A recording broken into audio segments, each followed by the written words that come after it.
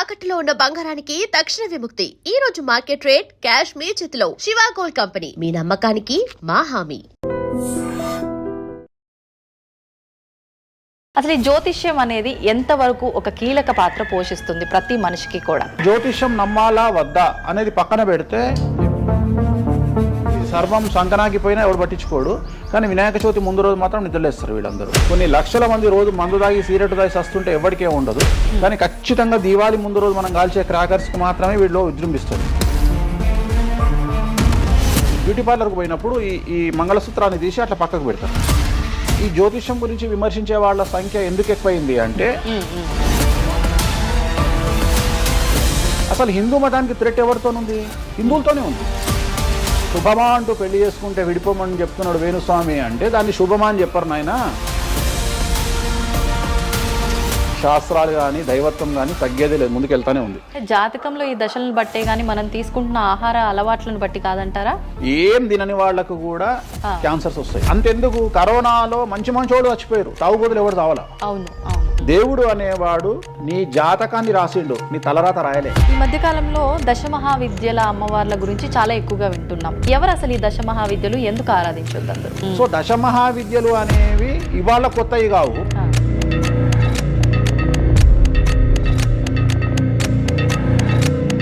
అరుణాచలం ఎవరికి తెలిసి బాలటి వరకు? ఎందుకు అరుణాచలానికి పొలవమంటే వెళ్ళిపోతున్నారు అంటే చాగంటి కోటేశ్వరరావు గారు చెప్పడం వల్ల నీకు అరుణాచలం తెలిసింది. మరి అరుణాచలం విషయంలో ఇదే డిస్కషన్ ఎందుకు వస్తలేదు? దశమహావిద్యలో నాన్ వెజ్ పెడతారు అనగానే ఇక నాన్ వెజ్ ప్రపంచంలో ఎవరు తిననట్టు, అసలు అదేదో తప్పైనట్టు, ఇక లిక్కర్ ఎవరు తాగలేనట్టు. రాముడు క్షత్రియుడు, మాంసం తినలేదా? సురాపానం అంటున్నావు. దేవతలే సురాపానం తీసుకున్నారు, అది మద్యమే. మరి అది దానికి ఏంటమ్మా?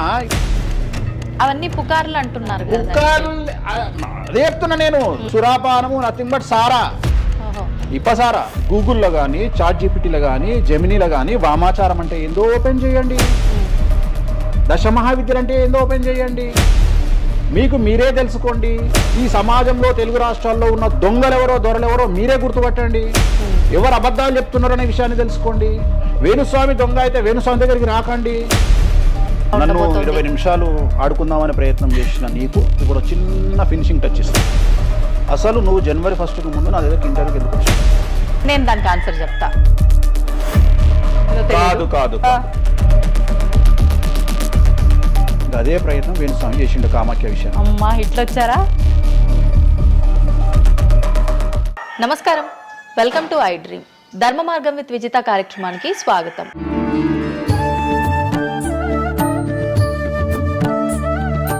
ప్రస్తుతం మనతో పాటు ఉన్నారు ప్రముఖ జ్యోతిష్యులు వేణుస్వామి గారు. ఇప్పుడు వారితో మాట్లాడి మరిన్ని విషయాలు తెలుసుకుందాం. ముఖ్యంగా మనకెన్నో సందేహాలు ఉంటూ ఉంటాయి, వాటి గురించి అడిగి తెలుసుకునే ప్రయత్నం చేద్దాం. నమస్కారం అండి. నమస్తే తల్లి. ఓం నమో వెంకటేశాయ. వెంకటాద్రి సంస్థానం బ్రహ్మాండే నాసికించిన వెంకటేశ సమోదేవో నా భూతో నా భవిష్యతి. గురుగారు, చాలా వరకు ప్రస్తుత రోజుల్లో జ్యోతిష్యాన్ని ఎక్కువగా నమ్ముతున్నారేమో అనిపిస్తూ ఉంటుంది. సేమ్ టైం మళ్ళీ జ్యోతిష్యం మూఢనమ్మకము అని చెప్పి కొట్టిపారేసే వాళ్ళు కూడా ఎక్కువైపోయారేమో అనిపిస్తుంది. అసలు ఈ జ్యోతిష్యం అనేది ఎంతవరకు ఒక కీలక పాత్ర పోషిస్తుంది ప్రతి మనిషికి కూడా? సో జ్యోతిషం అనేది నువ్వు చెప్పినట్టుగా ప్రతి మనిషికి ఒక ఫేసు 2 ఫేసులు ఉంటాయి, కానీ కొంతమందికి చాలా ఫేసెస్ ఉంటాయి. ఉదాహరణ వేణుస్వామికి 2 ఫేస్ ఉండొచ్చు, అంటే సామాజికంగా ఒకటి, ప్రైవేట్గా ఒకటి. కానీ సమాజంలో ప్రస్తుతము తెలుగు రాష్ట్రాల్లో ఒక మనిషికి 5 ముఖాలు ఉన్నాయి. అంటే తెలుగు రాష్ట్రాలు అని ఎందుకు చెప్తున్నానంటే, భారతదేశాన్ని మొత్తం కంపేర్ చేసినప్పుడు భారతదేశానికి సంబంధించినటువంటి రాజకీయాలు వేరు, తెలుగు రాష్ట్రాల రాజకీయాలు వేరు. భారతదేశం సోషల్ మీడియా వేరు, తెలుగు రాష్ట్రాల సోషల్ మీడియా వేరు. భారతదేశం న్యూస్ ఛానల్స్ వేరు, తెలుగు రాష్ట్రాల న్యూస్ ఛానల్స్ వేరు. సో ప్రతిదీ తీసుకుంటే తెలుగు రాష్ట్రాలకు సంబంధించి చాలా ప్రత్యేకమైనటువంటి స్టైల్లో మనం ప్రజెంట్ వెళ్తా ఉన్నాము. ప్రత్యేకించి తెలుగు రాష్ట్రాలు ఇంతకుముందు ఒకటే రాష్ట్రానికి పరిమితం అయ్యి ఉండే, అది ఇప్పుడు హైదరాబాద్ కూడా అంటుకుంది. సో 2 రాష్ట్రాలు ఇంచుమించుగా సేమ్ స్టైల్లో వెళ్తున్నాయి. సో జ్యోతిష్యం నమ్మాలా వద్దా అనేది పక్కన పెడితే, ఎప్పుడే కానీ దేని గురించి ఎవరు మాట్లాడినా 2-3 విషయాల గురించి మాట్లాడతారు. ఒకటి ఐడెంటిటీ, ఒకటి బ్రాండు, ఒకటి ప్రత్యేకించి పిఆర్ స్ట్రాటజీ. ఇప్పుడు బ్రాండ్ అనేది వేణుస్వామి అంటే ఒక బ్రాండ్. వేణుస్వామి జ్యోతిషం గురించి మాట్లాడుతున్నాడు అంటే చాలా మంది వెయిట్ చేస్తారు, జరిగిందా జరగలేదని విశ్లేషించుకుంటారు, అదొక పద్ధతి. వేణుస్వామిని విమర్శించే వాళ్ళు ఏం చేస్తారంటే వాళ్ళు ఐడెంటిటీ క్రైసిస్లో ఉంటారు. సో వాళ్ళు వేణుస్వామిని విమర్శించినా లేకపోతే ఒక పెద్ద వ్యక్తిని విమర్శించినా వాళ్లకు దానివల్ల ఐడెంటిటీ వస్తుంది. మామూలుగా వాళ్ళు విమర్శిస్తే ఎవడు పట్టించుకోడు, వేణుస్వామిని విమర్శిస్తే పట్టించుకుంటారు. అలా కాకుండా కొంతమంది ఇది ఏమంటారు హేతువాదులు అనొచ్చు, లేదంటే నాస్తికులు అనొచ్చు, ఇంకోటి అనొచ్చు. సో వీళ్ళందరూ ఏంటంటే ప్రత్యేకించి హిందూ మతానికి సంబంధించిన జ్యోతిష్యం గురించి మాట్లాడతారు, హిందూ మతానికి సంబంధించిన పండుగల వినాయకుని గురించి మాట్లాడతారు. మొత్తం ప్రపంచమంతా పొల్యూటెడ్ అయ్యి కలుషితమై సర్వం సంకనాగిపోయినా ఎవడు పట్టించుకోడు, కానీ వినాయక చవితి ముందు రోజు మాత్రం నిద్రలేస్తారు వీళ్ళందరూ. అట్లనే అసలు ఈ ప్లాస్టిక్ వల్ల అసలు నూనె ఎట్లా వస్తుంది, ఎందుకంటే 90 రూపాయలకు 1 కిలో నూనె ఎట్లా తింటున్నాం మనము అని ఆలోచించాడు ఎవరు లేడు. కొన్ని లక్షల మంది రోజు మందు తాగి సిగరెట్ తాగి వస్తుంటే ఎవరికే ఉండదు, కానీ ఖచ్చితంగా దీవాళి ముందు రోజు మనం కాల్చే క్రాకర్స్కి మాత్రమే వీడిలో విజృంభిస్తాడు. సో ఇవన్నీ కూడా ఐడెంటిటీ క్రైసిస్ అవ్వచ్చు, లేదా పని కట్టుకుని విమర్శించాలి అవ్వచ్చు. మనం ఏం నమ్ముతాము అంటే లెక్కలు నమ్ముతాం. 2002కు పూర్వము 2002 తర్వాత తీసుకుంటే జ్యోతిష్యాన్ని నమ్మేవారి సంఖ్య, హిందూ మతాన్ని నమ్మేవారి సంఖ్య 9% పెరిగింది. సో ఇది వేణుస్వామి సొంత కవిత్వం కాదు, గూగుల్ చేస్తే గూగుల్లో మీకు కనిపిస్తుంది పర్సంటేజ్ ఎంత పెరిగింది అనేది. సో ఎప్పుడే కానీ గుర్తుంచుకోవాల్సింది ఏంటి అంటే మనము సైంటిఫిక్గా సైన్స్ పరంగా మనం ఎంత ముందుకెళ్తామో మన జెన్జీ జనరేషన్, ఆల్ఫా జనరేషన్లు ఎంత ఫాస్ట్గా వస్తాయో ఎట్ ది సేమ్ టైము దేవుళ్ళ మీద నమ్మకాలు కూడా అదే పరిస్థితులలో ఉంటాయి. కాకపోతే ఇక్కడ ఏంటి అంటే ఒకటి ఎక్స్ప్రెసివ్ అవ్వచ్చు, ఎక్స్ప్రెసివ్ కాకపోవచ్చు. ఎందుకు పెరిగాయి అంటారు ఈ పర్సంటేజ్ మీరు అన్నట్లుగా? అంటే ఖచ్చితంగా కష్టాల ప్రాబ్లం. అంటే ఇక్కడ కష్టాల కంటే కూడా కాంపిటీషన్ అని చెప్తాను నేను. సో ఇప్పుడు ఏమైపోయింది అంటే విపరీతమైనటువంటి కాంపిటీషన్లోకి నెట్టబడ్డాం మనం అందరము కూడా. అంటే ఏమైపోయింది అంటే ఒక 1990కి పూర్వము మనం సంపాదించుకునే సొమ్మంతా కూడా దాచిపెట్టుకొని ఆ డబ్బును దాచుకొని మన కుటుంబాలు తింటాయి, మన పిల్లలు తింటాయి అనే ఆలోచన ఉండేది. 2000 సంవత్సరం తర్వాత ఏమైపోయింది అంటే మనం సంపాదించుకున్నది మనమే ఎంజాయ్ చేయాలి, ఒక కారు కొనుక్కోవాలి, సో లగ్జరీ లైఫ్ లీడ్ చేయాలి, 10 మందికి చూపించుకోవాలి. అంటే స్వతహాగా అనుభవించడం కంటే కూడా 10 మందికి చూపించుకోవాలి అనేటువంటి ఒక పనికిమాలిన భావన జనాల్లో చాలా వచ్చింది. ఇది ఎంతవరకు కరెక్ట్ అంటే తప్పు చెప్తున్నా. ఇప్పుడు ఉదాహరణ ఇన్ఫ్లుయెన్సర్స్ చూస్తుంటే అసలు యాక్చువల్గా వినాయక చవితి అనేది చవితి రోజు చేసుకోవాలి, కానీ వీళ్ళు ఏం చేస్తున్నారు వినాయక చవితికి 2 రోజుల ముందరనే వినాయక చవితి చేసుకొని దాన్ని మొత్తం ఎడిట్ చేసి అంతా చేసి వినాయక చవితి నాడు పోస్ట్ చేస్తారు. సో దీనివల్ల వాళ్ళ ఖచ్చితంగా ఎఫెక్ట్ అవుతుంది. ఎందుకు ఎఫెక్ట్ అవుతుంది అంటే ఇప్పుడు మాంగళ్యం ఉంది, ఉదాహరణ మెడలో మంగళసూత్రం అనేది ధరిస్తారు అమ్మాయిలు. వీళ్ళు ఏం చేస్తున్నారు ఈ మధ్యన అంటే కొంతమంది అమ్మాయిలు వెస్ట్రన్ కల్చర్కు బానిసలైన అమ్మాయిలు ఏం చేస్తారంటే దాన్ని ఏమంటారు బ్యూటీ పార్లర్కి పోయినప్పుడు ఈ మంగళసూత్రాన్ని తీసి అట్లా పక్కకు పెడతారు. సో మళ్ళీ ఎప్పుడైతే నువ్వు ఆ మంగళసూత్రాన్ని వేసుకుంటున్నావో ఆ సమయం కనుక మంచిది కాకపోతే ఎఫెక్ట్ అవుతుంది ఫ్యామిలీ. సో అందుకని నువ్వు చేసేటువంటి వినాయక చవితి పూజ కరెక్ట్ సమయంలో చేయకపోతే అది నెగిటివ్ అయ్యేటువంటి అవకాశం ఉంది. సో ఇట్లా ఇన్ఫ్లుయెన్సర్స్ ఉదాహరణ ఇప్పుడు జనరల్గా బేసిక్గా మనము ఒక యూరోప్ కంట్రీకి పోతున్నాము, ఒక దుబాయ్కి పోతున్నాము అంటే మనం అక్కడికి పోయినాక షాపింగ్ చేస్తాం. కానీ ఇప్పుడు ఉన్నటువంటి జనరేషన్లో వీళ్ళందరూ ఏంది ఇక్కడ షాపింగ్ చేసి మళ్ళీ అక్కడ షాపింగ్ చేస్తారు. అంటే చాలా విచిత్రం అయిపోయింది. అంటే ఖచ్చితంగా సంవత్సరానికి ఒక 10 డొమెస్టిక్ టూర్లు, ఖచ్చితంగా సంవత్సరానికి ఒక 5 ఇంటర్నేషనల్ టూర్స్. ఇవన్నీ దేనికోసము అంటే సమాజానికి మా దగ్గర డబ్బులు ఉన్నాయి అని చూపించుకోవడం కోసము, ఆర్భాటాల కోసము. సో నేను జనరల్గా ఏం చెప్తా అంటే first build your own brand. First brand build చేసుకున్నాక తర్వాత నువ్వు బ్రాండ్కి అలవాటుగా. ఇప్పుడు ఒక అనామకుడు ఒక మామూలు మనిషి రేంజ్ రోవర్ కార్ వేసుకొని వస్తే జనాలందరూ రేంజ్ రోవర్ కార్ను చూస్తారు. అదే ఒక సూపర్ స్టార్ ఒక ప్రభాస్ ఒక మహేష్ బాబు వస్తే మహేష్ బాబుని చూస్తారు, ప్రభాస్ని చూస్తారు, కానీ కార్ను చూడరు. సో నేనేమంటే ఫస్ట్ నువ్వు దాన్ని తయారు చేసుకో. ఇప్పుడు ఉదాహరణ ఒక బాలీవుడ్ హీరోయిన్ ఉంది, ఆ బాలీవుడ్ హీరోయిన్ ఒక ఎల్వీ హ్యాండ్ బ్యాగ్ వేసుకుంది, సపోజ్ అది ఫేకే అనుకుందాం, బట్ జనాలు అందరూ అది ఒరిజినల్ అనుకుంటారు. అదే ఒక మామూలు అమ్మాయి నిజంగానే ఎల్వీ బ్రాండ్ వేసుకుంది, కానీ అది ఫేక్ అనుకుంటారు. సో అందుకని ఫస్ట్ నీ బ్రాండ్ నువ్వు నిలబెట్టుకున్న తర్వాత అప్పుడు నువ్వు బ్రాండ్స్ జోలికి వెళ్ళు. ఇప్పుడు సో ప్రస్తుతం సమాజంలో ఈ జ్యోతిష్యం గురించి విమర్శించే వాళ్ళ సంఖ్య ఎందుకు ఎక్కువైంది అంటే వాళ్ళకు వ్యక్తిగతమైన అంశాలు చాలా ఉంటాయి. They want subject. అంటే ఏమైపోయింది ఇప్పుడు ఎగ్జాంపుల్ ఇప్పుడు నేనే ఒక యూట్యూబ్ ఛానల్ పెట్టుకున్నా, నన్ను నేను ఓన్గా జర్నలిస్ట్గా నన్ను నేను గుర్తించుకున్నా, నాకు సబ్జెక్ట్ కావాలి అంటే అట్లీస్ట్ నేను ప్రతిరోజు కనీసం ఒక 10 నుండి 15 వీడియోలు చేయాలి అంటే నాకు ఆ మనిషితో పని లేదు, ఆ వ్యవస్థతో పని లేదు, ఆ సబ్జెక్టుతో పని లేదు. నేను రాకెట్ గురించి నేనే మాట్లాడతా, జ్యోతిష్యం గురించి నేనే మాట్లాడతా, రైతు గురించి నేనే మాట్లాడతా, పిడకల గురించి నేనే మాట్లాడతా. అంటే లాస్ట్కు నాకు కావాల్సింది ఏంది అంటే నాకు వ్యూవర్స్ కావాలి. అట్లీస్ట్ నాకు నేను పెట్టే సబ్జెక్టుకు నాకు తెలియకున్నా సరే దాని గురించి కంటి చూపు గురించి నేనే మాట్లాడతా, క్యాన్సర్ గురించి నేనే మాట్లాడతా, ఎయిడ్స్ గురించి నేనే మాట్లాడతా. అంటే కాదేది విమర్శకు అనర్హం.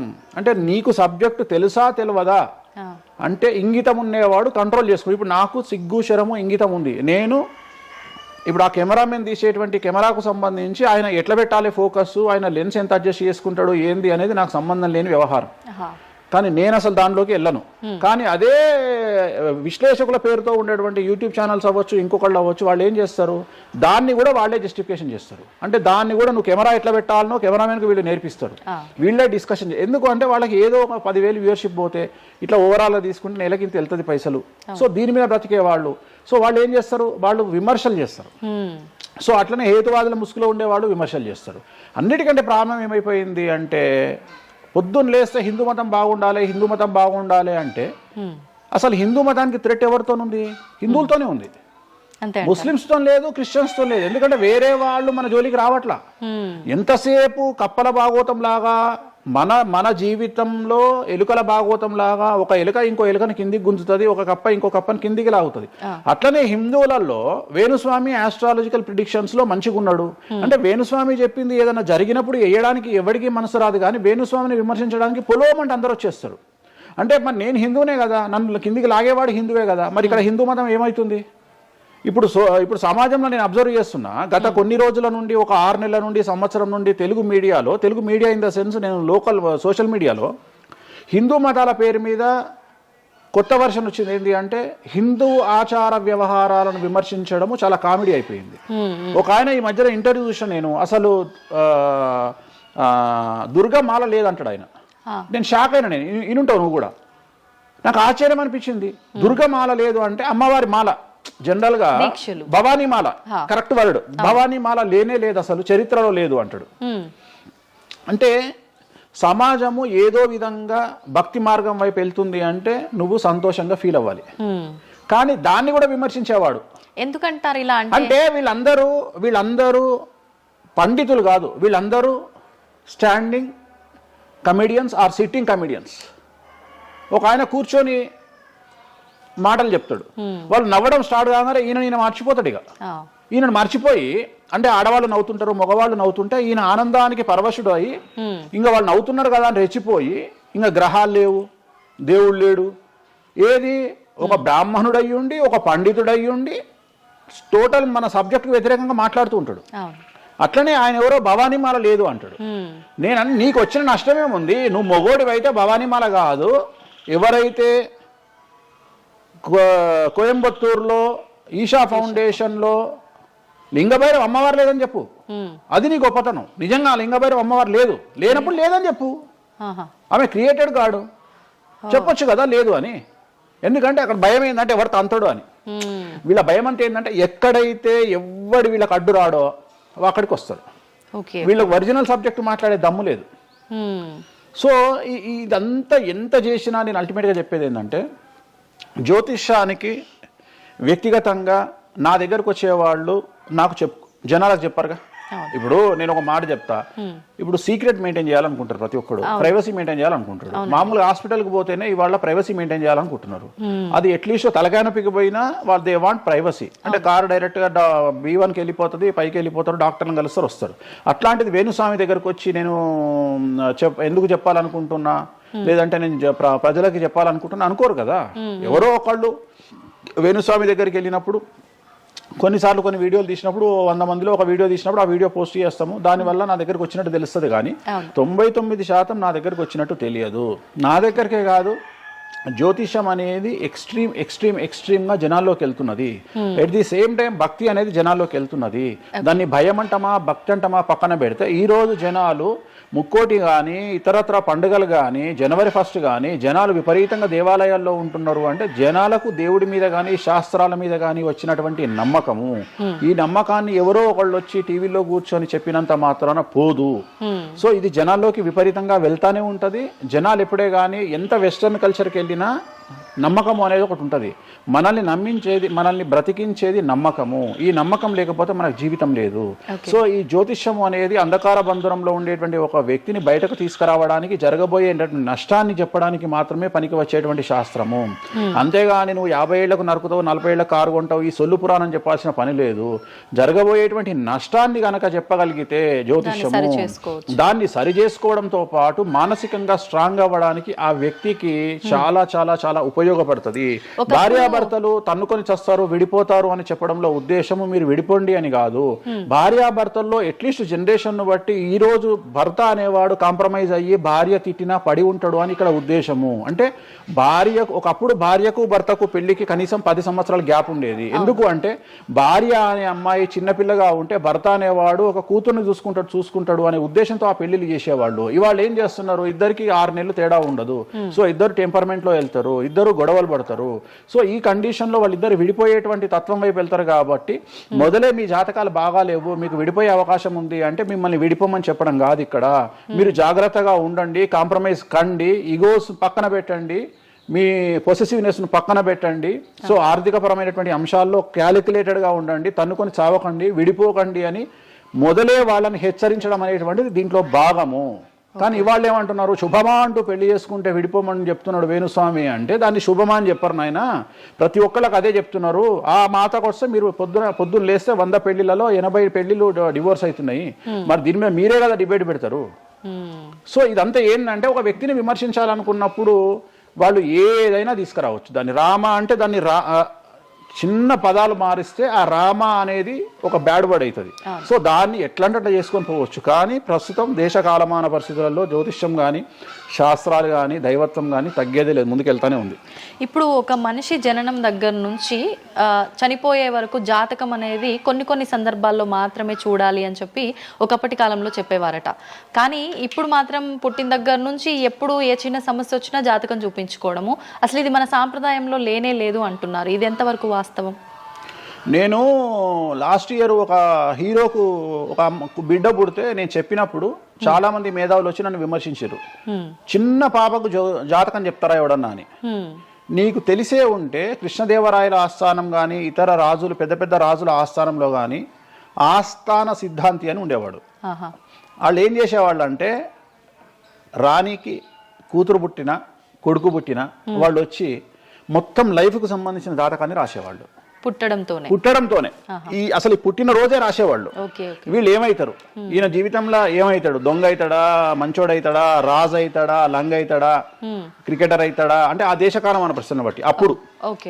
సో దాన్ని ఇప్పుడు కన్వర్షన్ చేసుకుంటే ఇప్పుడు మేము రాసే జాతకంలో ఇప్పుడు వీడు ఇంజనీర్ అవుతాడా, డాక్టర్ అవుతాడా, ఎంటర్ప్రెన్యూర్ అవుతాడా, ఉద్యోగస్తుడు అవుతాడా. సో ఇవన్నీ అంచనా వేగ. ఒక మనిషి పుట్టినప్పటి నుండి లగ్నాన్ని బేస్ చేసుకొని 1వ నెంబరు అంటే లగ్నము నుండి 12వ నెంబరు అంటే వ్యయము, 1 నుండి 12 గడులను కనుక తీసుకొని రాస్తే ఆ మనిషి ఎప్పుడు పుట్టి ఏమేం చేస్తాడు, ఎప్పుడు చనిపోతాడు అనేది వెరీ క్లియర్గా మెన్షన్ చేయవచ్చు. సో ప్రతి రోజు జాతకాన్ని వేసుకోవచ్చు, ప్రతి నెల జాతకాన్ని వేసుకోవచ్చు. గోచారము గ్రహచారము అని 2 ఉంటాయి. గోచారము అంటే ప్రస్తుతం జరిగేటువంటి గ్రహాల యొక్క గమనం ఏ విధంగా ఉంది అని తెలియజేసేది గోచారము. గ్రహచారము అంటే పుట్టినప్పుడు దాన్ని బేస్ చేసుకొని రాసేది గ్రహచారము. జనరల్ గా తెలుగు రాష్ట్రాల్లో చాంద్రమానాన్ని మాత్రమే బేస్ చేసుకొని జాతకాలు రాస్తారు. కానీ వేణుస్వామి ఒక్కడే చాంద్రమానము, సౌరమానము, బార్హస్పత్యమానము అనే 3 విభాగాలను బేస్ చేసుకొని జాతకాలు రాస్తాడు. చాంద్రమానము అంటే చంద్రుడిని బేస్ చేసుకొని రోజున్నర పాటు చంద్రుడు ఒక రాశిలో ఉండేదాన్ని చాంద్రమానము అంటారు. ఇది మన దక్షిణ భారతదేశంలో వాడతాము. సౌరమానము అంటే సూర్యుడు, రవి ఒక నెలలో ఒక రాశిలో ఉంటాడు, దాన్నే మనం సౌరమానము అంటాము. అలాగే బార్హస్పత్యమానము అంటే బృహస్పతిమానము, సంవత్సరం పాటు గురువు ఒక రాశిలో ఉండేదాన్ని బార్హస్పత్యమానము అంటాము. మనము పుట్టినప్పటి నుండి కనీసము నాకు తెలిసి గత 1000 సంవత్సరాలు లేనటువంటి చరిత్ర ఈ సంవత్సరము 2026లో మనం చూడబోతా ఉన్నాము. గురువు ఒకే సమయములో 6 నెలల్లో 3 రాశుల్లోకి ప్రవేశిస్తా ఉన్నాడు. అంటే జనరల్ అర్థం కాదు, అసలు మనం ఎప్పుడు చూడలే. అందుకనే ఈ సంవత్సరం చాలా పెను సంచలనాలు ఉంటాయి. 2026లో గురువు మిథునం, కర్కాటకం, సింహం 3 రాశుల్లోకి వచ్చి మళ్ళీ రివర్స్ వస్తున్నాడు కర్కాటకానికి. సో చాలా విచిత్రమైనటువంటి ఒక గమనాన్నిగా మనం చూడాల్సి వస్తుంది. ఇది చాలా పెను సంచలనాలకు అంటే సృష్టిలోనే ఒక విచిత్రమైనటువంటి అనుభూతిని మనం పొందబోతా ఉన్నాము మంచి చెడులు పక్కన పెడితే. సో ఇలాంటి పరిస్థితి నుండి జాతకాలను విశ్లేషించడము ఇవన్నీ కూడా నడుస్తాయి. ఇప్పుడు కొన్నిసార్లు మనిషి కొన్ని సందర్భాల్లో ఇబ్బంది వచ్చినప్పుడు నా తలరా తింటే భగవంతుడు ఇంకా రాసేశాడు నేనేం మార్చలేను అంటుంటారు. కొన్నిసార్లు భగవంతుడిని పక్కన పెట్టి తలరాతని పక్కన పెట్టి మనం గట్టిగా ఒకటి అనుకుంటే అయిపోతుంది అని అంటూ ఉంటారు. మీరు ముందుగానే ఒక శిశువు జననం అయినప్పుడే వాళ్ళ మొత్తం లైఫ్కి సంబంధించిన జాతకం ఇవ్వగలుగుతాము అన్నారు. మరి ఇప్పుడు మధ్యలో ఇప్పుడు చెప్తున్న వాళ్ళ విధానాలను బట్టి మనం అనుకుంటే అయిపోతుంది, ఏదైనా మనం ప్రయత్నం చేస్తే మారుతుంది, భగవంతుడు దాన్ని మార్చేస్తాడు కొన్ని ప్రయత్నాల వల్ల అంటారు. ఈ రెండిట్లో అసలు దేన్ని నమ్మాలంటారు? ఇప్పుడు భగవంతుడు రాసినాడు మన జాతకము మారదు, మన తలరాత మారదు అని అనుకుంటే అలాంటి వాళ్ళందరినీ మనం చేయాల్సింది ఏంటంటే వాళ్ళకి ఎవరికైనా హార్ట్ అటాక్ రాగానే వాళ్ళని అట్లనే బెడ్ మీద కూర్చోబెట్టి ఎదురుగా ఫోటో పెట్టి దేవుని మొక్కమని చెప్పాలి. హాస్పిటల్కి ఎవరిని పంపించొద్దు. ఎందుకంటే తలరాత కదా, భగవంతుడు రాసేసిండు కదా. మరి ఎందుకు మరి అనవసరంగా అంబులెన్స్కి ఫోన్ చేయడము, హాస్పిటల్కి వెళ్ళడం ఎందుకు? పనిలేని పని కదా. అంటే నీ ప్రయత్నము హార్ట్ అటాక్ వచ్చినా కానీ నిన్ను తీసుకుపోయి హాస్పిటల్లో అడ్మిట్ చేస్తున్నారు. సో హాస్పిటల్లో నిన్ను టైంకు తీసుకుపోవాలా వద్దా అని డిసైడ్ చేసేది జాతకం. నువ్వు బతుకుతావా బ్రతకవా అని డిసైడ్ చేసేది జాతకం. ఇక్కడ నేను తోపు నేను తురుము అని అనుకుంటే నడవదు. నేను తోపు నేను తురుము అనుకోవద్దు. చాలా మంది చాలా రకాలుగా కష్టపడతారు. కష్టపడితేనే సుఖపడతాము, కష్టపడితేనే జీవితం అభివృద్ధిలోకి వస్తుంది అనుకుంటే అతి కష్టం పడేది గాడిద. సో అతి కష్టం పడేది డ్రైనేజీలో పనిచేసేటువంటి మున్సిపల్ వర్కర్స్. సో వాళ్లకు ₹1,00,000 రోజుకు జీతం ఇచ్చినా తక్కువ లేదు. అంటే వాళ్ళు ఊడ్చే చెత్త, వాళ్ళు తీసే చెత్త ఈ ప్రపంచంలో ఎవరూ భరించలేరు. అలాంటిది వాళ్ళు చేసే కష్టం మీద కంపేర్ చేస్తే ఈ ప్రపంచంలో ఇక కష్టం చేసే మనుషులే లేరుగా. మరి అలాంటి వారికి మనం ఇచ్చే జీతం ఎంత? 40,000, 50,000. కానీ వాళ్లకు కనీసం నెలకు 40 లక్షలని ఇవ్వాలి. అంటే నువ్వు చేసే కష్టానికి కాకుండా నువ్వు తెలివితో చేసే కష్టానికే విలువ ఎక్కువ.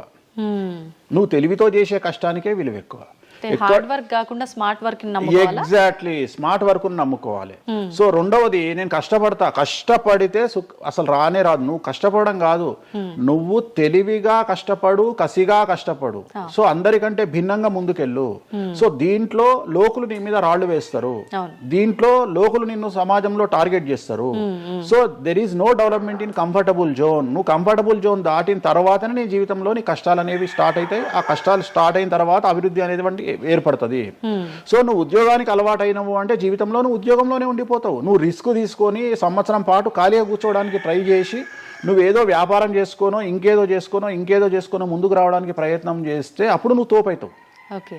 సో ఇక్కడ నువ్వు ఎంత టార్గెట్ చేసినావు, జీవితంలో ఎంత డబ్బు సంపాదిస్తున్నావు అనే దాని మీద నువ్వు తీసుకునే రిస్క్ ఆధారపడి ఉంటుంది. నువ్వు తీసుకునే రిస్క్ను బేస్ చేసుకుని నీ లైఫ్లో డెవలప్మెంట్ అనేది ఆధారపడి ఉంటుంది. అంతేగాని నేను నార్మల్గానే ఉంటా, నాకు డబ్బులు రావాలి అంటే రావు. ఎట్ ది సేమ్ టైము నాకు జ్యోతిష్యము అనేటువంటిది ఎలాంటిది అంటే డాక్టర్ దగ్గరికి పోయినప్పుడు బ్లైండ్గా కాలో చెయ్యో ఇరిగినప్పుడు డాక్టర్ దగ్గరికి పోయినావు. డాక్టర్ ఏమంటాడు? ఫస్ట్ ఎక్స్రే తీసుకొని రా అంటాడు. అదే జ్యోతిష్యం. ఆ ఎక్స్రే అనేదే నీ లగ్నం, ఎక్స్రే అనేదే నీ కుండలి.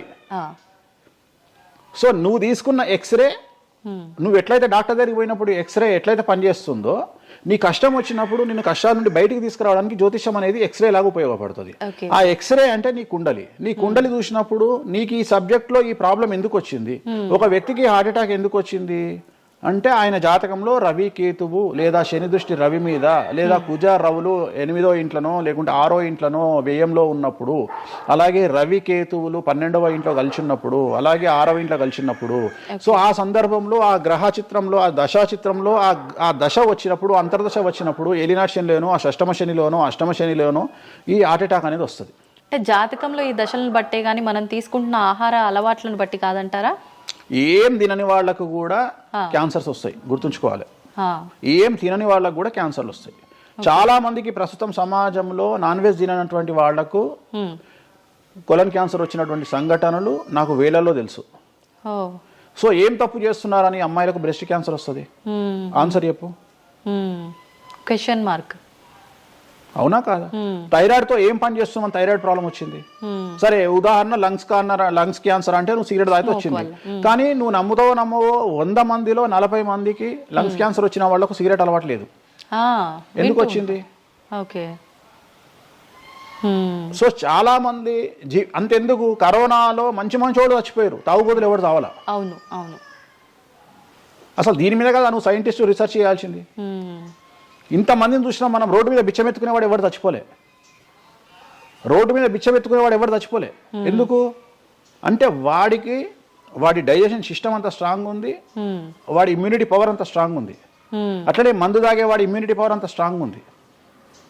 తాగుబోతులు ఎవరు చచ్చిపోలే కరోనాలో. సో ఇవన్నీ నువ్వు ఎలా చనిపోతావు, ఏ రోగం వస్తుంది ఏంది అనేది జ్యోతిష్యం ప్రిడిక్ట్ చేయగలుగుతుంది.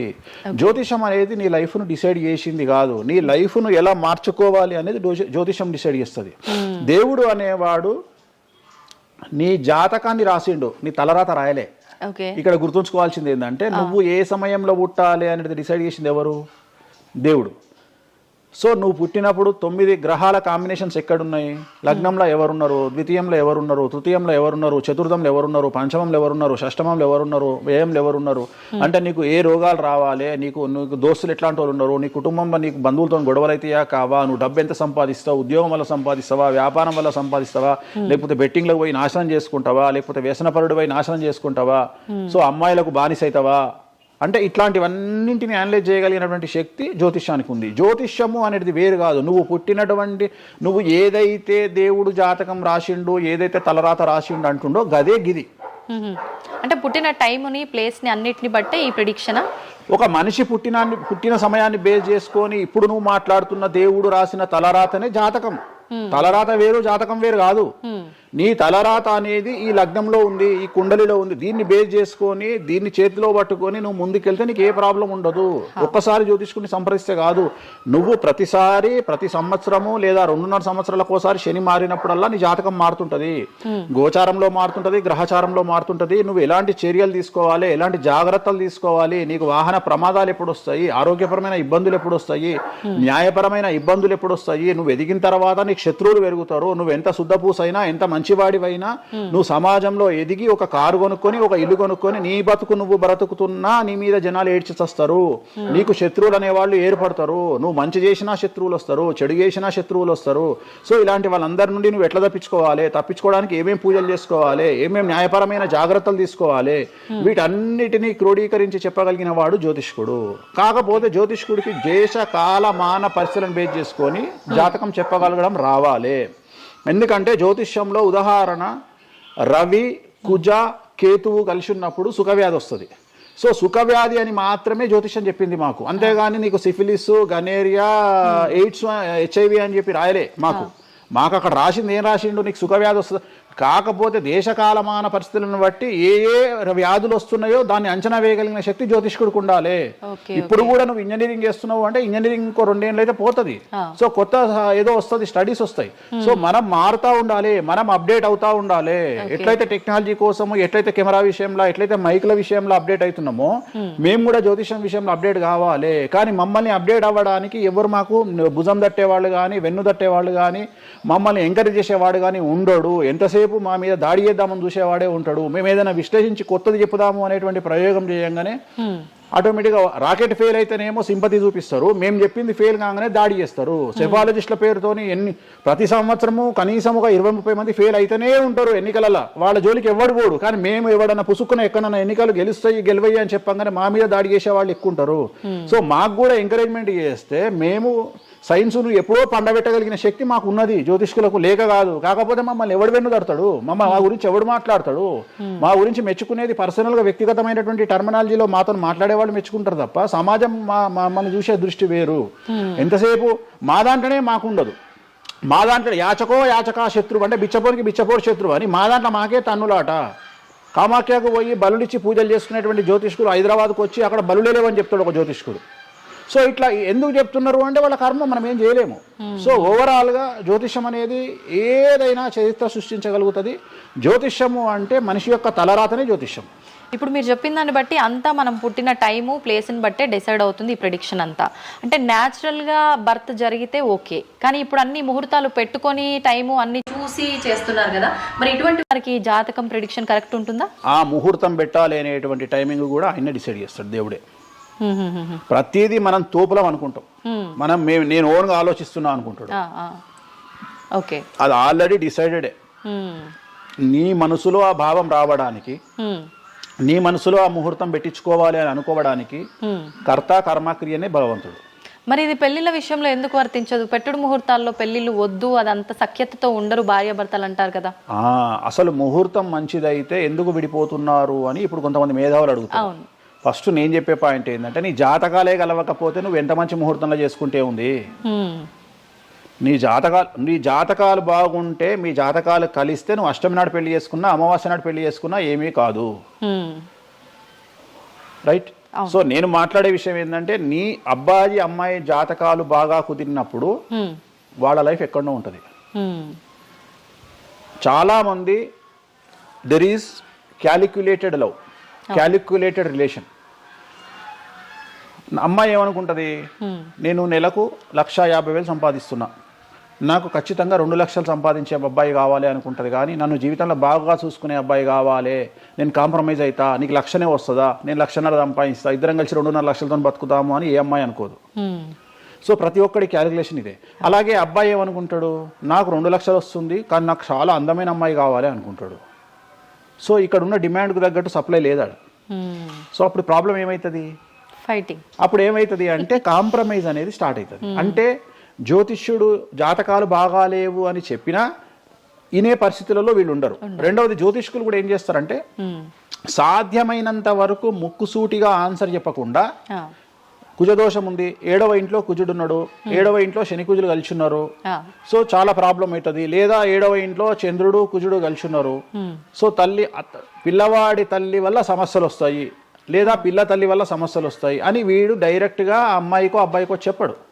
లేదు మీ ఇద్దరికి సంతాన యోగం లేదు అని చెప్పాడు. ఉదాహరణ 9:5 అయింది, ఇద్దరిది అమ్మాయిది అబ్బాయిది, సంతాన యోగం ఉండదు, షష్టాష్టకాలు అయినాయి. వీడేమంటాడు, షష్టాష్టకాలలో శుభ షష్టాష్టకాలు అంటాడు. అంటే విషయంలో మంచి విషయం ఉంటుందా? ఉండదు కదా. శుభ షష్టాష్టకాలు ఎక్కడి నుండి వచ్చినాయి? నువ్వు చెప్పేదే విషం అంటున్నావు, విషం అనుకుంటూ మంచి విషయం అంటున్నావు మళ్ళా. సో మంచి విషయం ఎక్కడ నుండి ఉంటుంది? ఉండదు. విషయం వేసుకుంటే చస్తాడు. అట్లనే షష్టాష్టకాలు అంటే ప్రాబ్లం స్టార్ట్ అవుతుంది. అట్లనే 9:5 ఏకనాడి, వర్ణదోషము, యోని దోషము, ఇట్లా చాలా రకాల దోషాలు ఉంటాయి. సో ఈ దోషాలను ఏం చేస్తారంటే, ఈ దోషాలను ఎదుటి వ్యక్తికి నిజాయితీగా చెప్పడం మానేసి సాధ్యమైనంత వరకు వీళ్ళు పెళ్లి చేసుకోవాలి అనే ఇంటెన్షనల్ గా పాజిటివ్ వేలో వెళ్తాడు. రెండవది ఏంటంటే, ఆల్రెడీ వీళ్ళు ఏం చేస్తారు, మేమిద్దరం ఫిక్స్ అయినాము, మేము పెళ్లి చేసుకుంటాము అని డిసైడ్ చేసుకొని వస్తారు అక్కడికి. అప్పుడు వాడు ఇవన్నీ చెప్పి వాళ్ళ మనసును విరగొడతాడా? విరగొట్టాడు. జనరల్గా ప్రపంచంలో ఏ అమ్మాయి తండ్రి కానీ ఏ అబ్బాయి తండ్రి కానీ తన బిడ్డనో తన కూతురో తన అల్లుడో నాశనం కావాలి అని కోరుకోరు. కానీ చెప్పగలిగినటువంటి పరిస్థితుల్లో ఎవరు ఉండాలి? జ్యోతిష్కుడు ఉండాలి. సో అది నేను చేస్తున్న ప్రస్తుతం కలియుగంలో. వేరే వాళ్ళు ఎవరు చేయట్లేదు ఆ విధంగా. ఎందుకంటే రేపొద్దున కలిసి ఉండకపోతే 2 కుటుంబాలు బాధపడతాయి, సమాజంలో చెడ్డ పేరు వస్తుంది, వీళ్ళ లైఫ్ స్పాయిల్ అయిపోతుంది. సో అందుకని నేను చాలా జాగ్రత్తగా మొదలే డిసైడ్ చేసి, నీకు ఈ ప్రాబ్లం ఉందిరా బాబు, నువ్వు జాతకాలు నీకు కలవలేదు, వివాహం చేసుకోకు అని చెప్తా. వీళ్ళ జాతకాలు బాగా లేకున్నా తీసుకుపోయి మంచి ముహూర్తం చూసుకొని పెళ్లి చేసుకుంటే ఆ ముహూర్తం వీళ్లను సఫలీకృతులను చెయ్యదు. నీ జాతకం బాగుండాలి. అట్లనే నువ్వు ఏ టైంలో పుట్టాలనో డిసైడ్ చేసుకున్నా అని నువ్వు అనుకొని సిజేరియన్ పెట్టుకుంటావు. కానీ ఆ టైంలో నువ్వు నక్షత్రమే చూస్తావేమో కానీ 6వ ఇంట్లో ఉండే గ్రహాలు 12వ ఇంట్లో గ్రహాలు డిసైడ్ చేయగలిగింది భగవంతుడు. ఆ టైంలో ఒకవేళ వ్యయస్థానంలో గ్రహాలున్నా 6వ స్థానంలో గ్రహాలున్నా జాతకం అంతా కింద మీద అవుతుంది. ఒకవేళ కుజుడు ఉండే స్థానాన్ని బట్టి, చంద్రుడు బుధుడు ఉండే స్థానాన్ని బట్టి జాతకాలు కరెక్ట్గా డిసైడ్ చేయకపోతే ఆటిజంతో మగపిల్లలు పుడతారు. సో ఇన్ని సమస్యలు ఉంటాయి. సో చాలా ఈజీగా సిజేరియన్ ఆపరేషన్ చేసుకోగానే పిల్లలు మంచిగా పుడతారు అని కాదు అక్కడ. ఎందుకంటే నువ్వు పిల్లలు మంచిగా పుట్టాలి లేదు అనేది డిసైడ్ చేయడానికి it will take 3 to 4 hours. కానీ 3 to 4 minutes లో జ్యోతిష్కుడు డిసైడ్ చేస్తాడు. అది తప్పు. ఈ మధ్యకాలంలో దశమహావిద్యల అమ్మవార్ల గురించి చాలా ఎక్కువగా వింటున్నాం. రాబోతున్న సినిమాలు, ఆల్రెడీ వచ్చిన సినిమాలు కూడా వారికి సంబంధించిన సినిమాలు ఎక్కువగా రావడం జరుగుతోంది. అంటే కొత్తగా, అంటే ఎవరైనా మనిషి కొత్తగా వస్తే మాట్లాడుకోవడం వరకు ఓకే, కానీ భగవంతుల గురించి కొత్తగా మన అందరిలోకి రావటము, వాళ్ళ గురించి మాట్లాడుకోవటము, మళ్ళీ అంటే భగవంతుడు అంటేనే అందరికీ అందుబాటులో ఉండి వాళ్ళకున్న కష్టాల నుంచి గట్టెక్కించడానికి ఆరాధించే వాళ్ళుగా మనం భావిస్తాము. మరి వాళ్ళని అందరూ ఆరాధించొద్దని రకరకాల విధానాలన్నీ చెప్తూ ఉన్నారు. ఎవరు అసలు ఈ దశమహావిద్యలు, ఎందుకు ఆరాధించొద్దు అందరూ? నేను 1991 ఐ థింక్ ఘరానా మొగుడు అనే సినిమా ఓపెనింగ్ చేయడానికి విశాఖపట్నం వెళ్ళాను నేను. ఆ సినిమా ముహూర్తం నేనే పెట్టిన. ఇక్కడ చిరంజీవి గారి సినిమా, రాఘవేంద్రరావు గారిది విశాఖపట్నంలో అయ్యింది. బంగారు కోడిపెట్ట అనే సాంగ్ తోని ఆ సినిమా స్టార్ట్ అయింది. అది ముహూర్తం చేసిన నేను విశాఖపట్నంలో. అప్పుడు నేను అక్కడనే పక్కనే ఉన్నటువంటి శ్రీకాకుళం అనేటువంటి ఒక ప్రాంతానికి వెళ్ళిన. నేను మాట్లాడేది 1991. అప్పుడు వాళ్ళకి ఎన్టీ రామారావు అంటే ఎవరో తెలియదు. హైదరాబాద్లో ఎన్టీ రామారావు ఉంటాడు అంటే వాళ్ళ ఆశ్చర్యానికి అంతులు లేవు. అంటే ఎన్టీ రామారావు అనే వ్యక్తిని మీరు చూసిరా, మీకు తెలుసా అంటే వాళ్ళంతా, అంటే ఆ రోజు ఉన్నటువంటి డెవలప్మెంట్, ఆ రోజున్న ఫ్లైట్లు, ఆ రోజున్న వ్యవస్థను బట్టి వాళ్ళు ఎక్కడనో కుగ్రామంలో ఉండేటువంటి మనుషులు. సో వాళ్లకు ఎన్టీఆర్ అంటే హైదరాబాద్ అంటే తెలియదు. మీరు ఇప్పటికీ కూడా శ్రీకాకుళం ఆ ఏరియాకి వెళ్ళి హైదరాబాద్ మీరు జీవితంలో వచ్చిరని అడగండి, 190 మందికి హైదరాబాద్ అంటే ఏందో తెలియదు. ఓకే, సో అట్లనే భారతదేశంలో ఇప్పుడు మన తెలుగు రాష్ట్రాల్లో పుట్టిన చాలా మంది దగ్గరికి వెళ్ళి ఢిల్లీ ఎలా ఉంటుంది అని అడిగితే మీకు తెలియదు, ముంబై ఎలా ఉంటుంది అని అడిగితే మీకు తెలియదు. మాకు తెలియదు కాబట్టి ప్రపంచం గింతే బాయిలకప్ప అనుకోవద్దు. సో దశమహావిద్యలు అనేవి ఇవాళ కొత్తవి కావు. ఎలాగైతే లింగాకారంలో శివుణ్ణి పూజిస్తున్నామో, శివుడి భార్య అయినటువంటి సతీదేవిని అదే యోని రూపంలో పూజిస్తున్నాము. అయిపోయింది, చెరిసగం మంచుకురు ప్రపంచాన్ని. నీకు ఇవాళ తెలిసింది వేణుస్వామి చెప్తే. వేణుస్వామి ఎంక్వైరీ చేయడం అలవాటు, వేణుస్వామికి ఎక్స్ప్లోర్ చేయడం అలవాటు కాబట్టి తిరిగి వచ్చి నీకు ఇవాళ చెప్తే నీకు అర్థమైంది. నువ్వు అంత మాట మాట్లాడుతున్నావు. అరుణాచలం ఎవరికి తెలిసి బాలటి వరకు? ఎందుకు అరుణాచలానికి పొలోమంటే వెళ్ళిపోతున్నారు అంటే చాగంటి కోటేశ్వరరావు గారు చెప్పడం వల్ల నీకు అరుణాచలం తెలిసింది. మరి అరుణాచలం విషయంలో ఇదే డిస్కషన్ ఎందుకు వస్తలేదు? అరుణాచలం అనేది నిన్న మొన్నటి దానికి తెలియదు కదా జనాలకు. ఇవాళ గిరి ప్రదక్షిణలు చేస్తూనే ఉన్నారు కదా మీరు అందరు పోయి. అంటే ఎవరో ఒకళ్ళు ఒక సబ్జెక్టు గురించి మాట్లాడేటువంటి పరిస్థితిలోకి రావాలి. ఆ ఫ్రీడమ్ మనం ఇవ్వాలి. సో అరుణాచలం గురించి చాగంటి గారు ఎలా మాట్లాడినారో దశమహావిద్యల గురించి వేణుస్వామి గత 5 సంవత్సరాల నుండి ఫైటింగ్ చేస్తూ ఈ స్టేజ్కి తీసుకొచ్చిండు. దశమహావిద్యల గురించి మాట్లాడడంలో చాలా ఇబ్బందులు ఉంటాయి. ఎందుకంటే చాలా మంది దొంగ పనులు చాటుకు చేయాలనుకుంటారు కానీ పబ్లిక్ లో చేయాలనుకోరు. సో అలాంటి దాన్ని సైలెన్స్ బ్రేక్ చేసినటువంటి వ్యక్తి వేణుస్వామి. దానివల్ల వేణుస్వామి చాలా సఫర్ అయ్యిండు, సామాజికంగా సఫర్ అయ్యిండు, పండితులతో సఫర్ అయ్యిండు, మీడియా వాళ్ళ సఫర్ అయ్యిండు, చాలా మందితో సఫర్ అయ్యిండు దశమహావిద్యల గురించి మాట్లాడడం వల్ల. అంటే ఎందుకు మరి మీరు ఇంత సఫర్ అవుతున్నప్పుడు ఎందుకు? నా ఇష్టం అది. అంటే సమాజంలో ఉన్నప్పుడు మన ఇష్టం. నేనేం తప్పు మాట్లాడతలేను కదా. ఇప్పుడు నేననే పాయింట్ ఏంటంటే అల్ట్రాసెట్ అని ఒక టాబ్లెట్ ఉంటుంది. ఆ టాబ్లెట్ లో గంజాయి ఉంటుంది. సో మనం వాడే చాలా టాబ్లెట్లలో గంజాయి ఉంటుంది. మనం వాడే చాలా టాబ్లెట్లలో కొన్ని క్యాన్సర్ ఔషధాలలో పాము విషం ఉంటుంది. దాని గురించి మనం మాట్లాడుకోం. సో మనం దేని గురించి మాట్లాడుకుంటాము అంటే ఏదైనా కొత్తది వచ్చినప్పుడు, వేణుస్వామి లాంటి వాడు వచ్చినప్పుడు మాట్లాడుకుంటాడు. ఇప్పుడు చాలా మంది, కొంతమంది నాకు తెలిసిన వాళ్ళు షుగర్ అంటే ఇప్పటికి కూడా చెప్పుకోరు. భారతదేశంలో షుగర్ వస్తే చెప్పుకోరు షుగర్ వచ్చిందని. అంతెందుకు ఇవాళ గురించి సరోగసి గురించి ఇప్పటికీ మన దేశంలో మాట్లాడుకోరు. ఇప్పటికి కూడా చాలా మంది సెలబ్రిటీలు సరోగసితోని పిల్లల్ని గంటూ అబద్ధాలు చెప్పుకుంటారు, మేము కడుపుతోనున్నామని. అట్లనే అబద్ధాలు చెప్పుకుంటారు, అట్లనే శ్రీమంతాలు చేసుకుంటారు. కానీ వాళ్ళంతా సరోగేట్ మదర్సు. కానీ వాళ్ళు జనాలకు తెలియదు. ఎందుకంటే పొద్దున్న లేచి డోర్ కొట్టి నువ్వు కడుపుతో ఉన్నావా లేదా అని బెదిరిస్తాడు. ఎవడన్నా బెదిరించాడు కదా. నువ్వు ఒక నిజమైన ప్రెగ్నెంట్ను పిలిచి అమ్మ 9 నెలలకు నీ బాడీ లాంగ్వేజ్ ఏందో అడుగు. డెలివరీ అయిన తర్వాత 40 రోజులు నీకు సుక్కలు ఎట్లా కనిపిస్తాయో అడుగు. మొన్న నాకు బాగా క్లోజ్ అయినటువంటి ఒక ఆమె 21 కొడుకు పుట్టిండండి వేణుస్వామి గారు, 21కి రండి అని పిలిచింది. 21కి పోయినా. 5వ అంతస్తులు ఉంది వాళ్ళ ఇల్లు. కిందికి నేను వచ్చిన పార్కింగ్ దిగంగానే వేణుస్వామి గారు మీరు లిఫ్ట్ లో రండి అని మెట్లెక్కుంటూ పోతుంది. 22వ రోజు. నాకు అనుమానం రాదా? వస్తుంది. నేను కూడా ఒక అడగానికి పుట్టిన కదా, నేను కూడా ఒక అమ్మ కొడుకునే కదా. నాకు తెలుసు మదర్ కి ఇబ్బందులన్నీ అసలు ఉండవు. సరో ఈమె కనదు కదమ్మా. ఇప్పుడు ఎవరో అంటారు, మీరు అది గెస్ చేశారు. గెస్ చేయడం ఏంది? 2 మెట్లు ఎక్కాలంటేనే బాడీ లాంగ్వేజ్ తెలిసిపోతుంది కదా. అవును.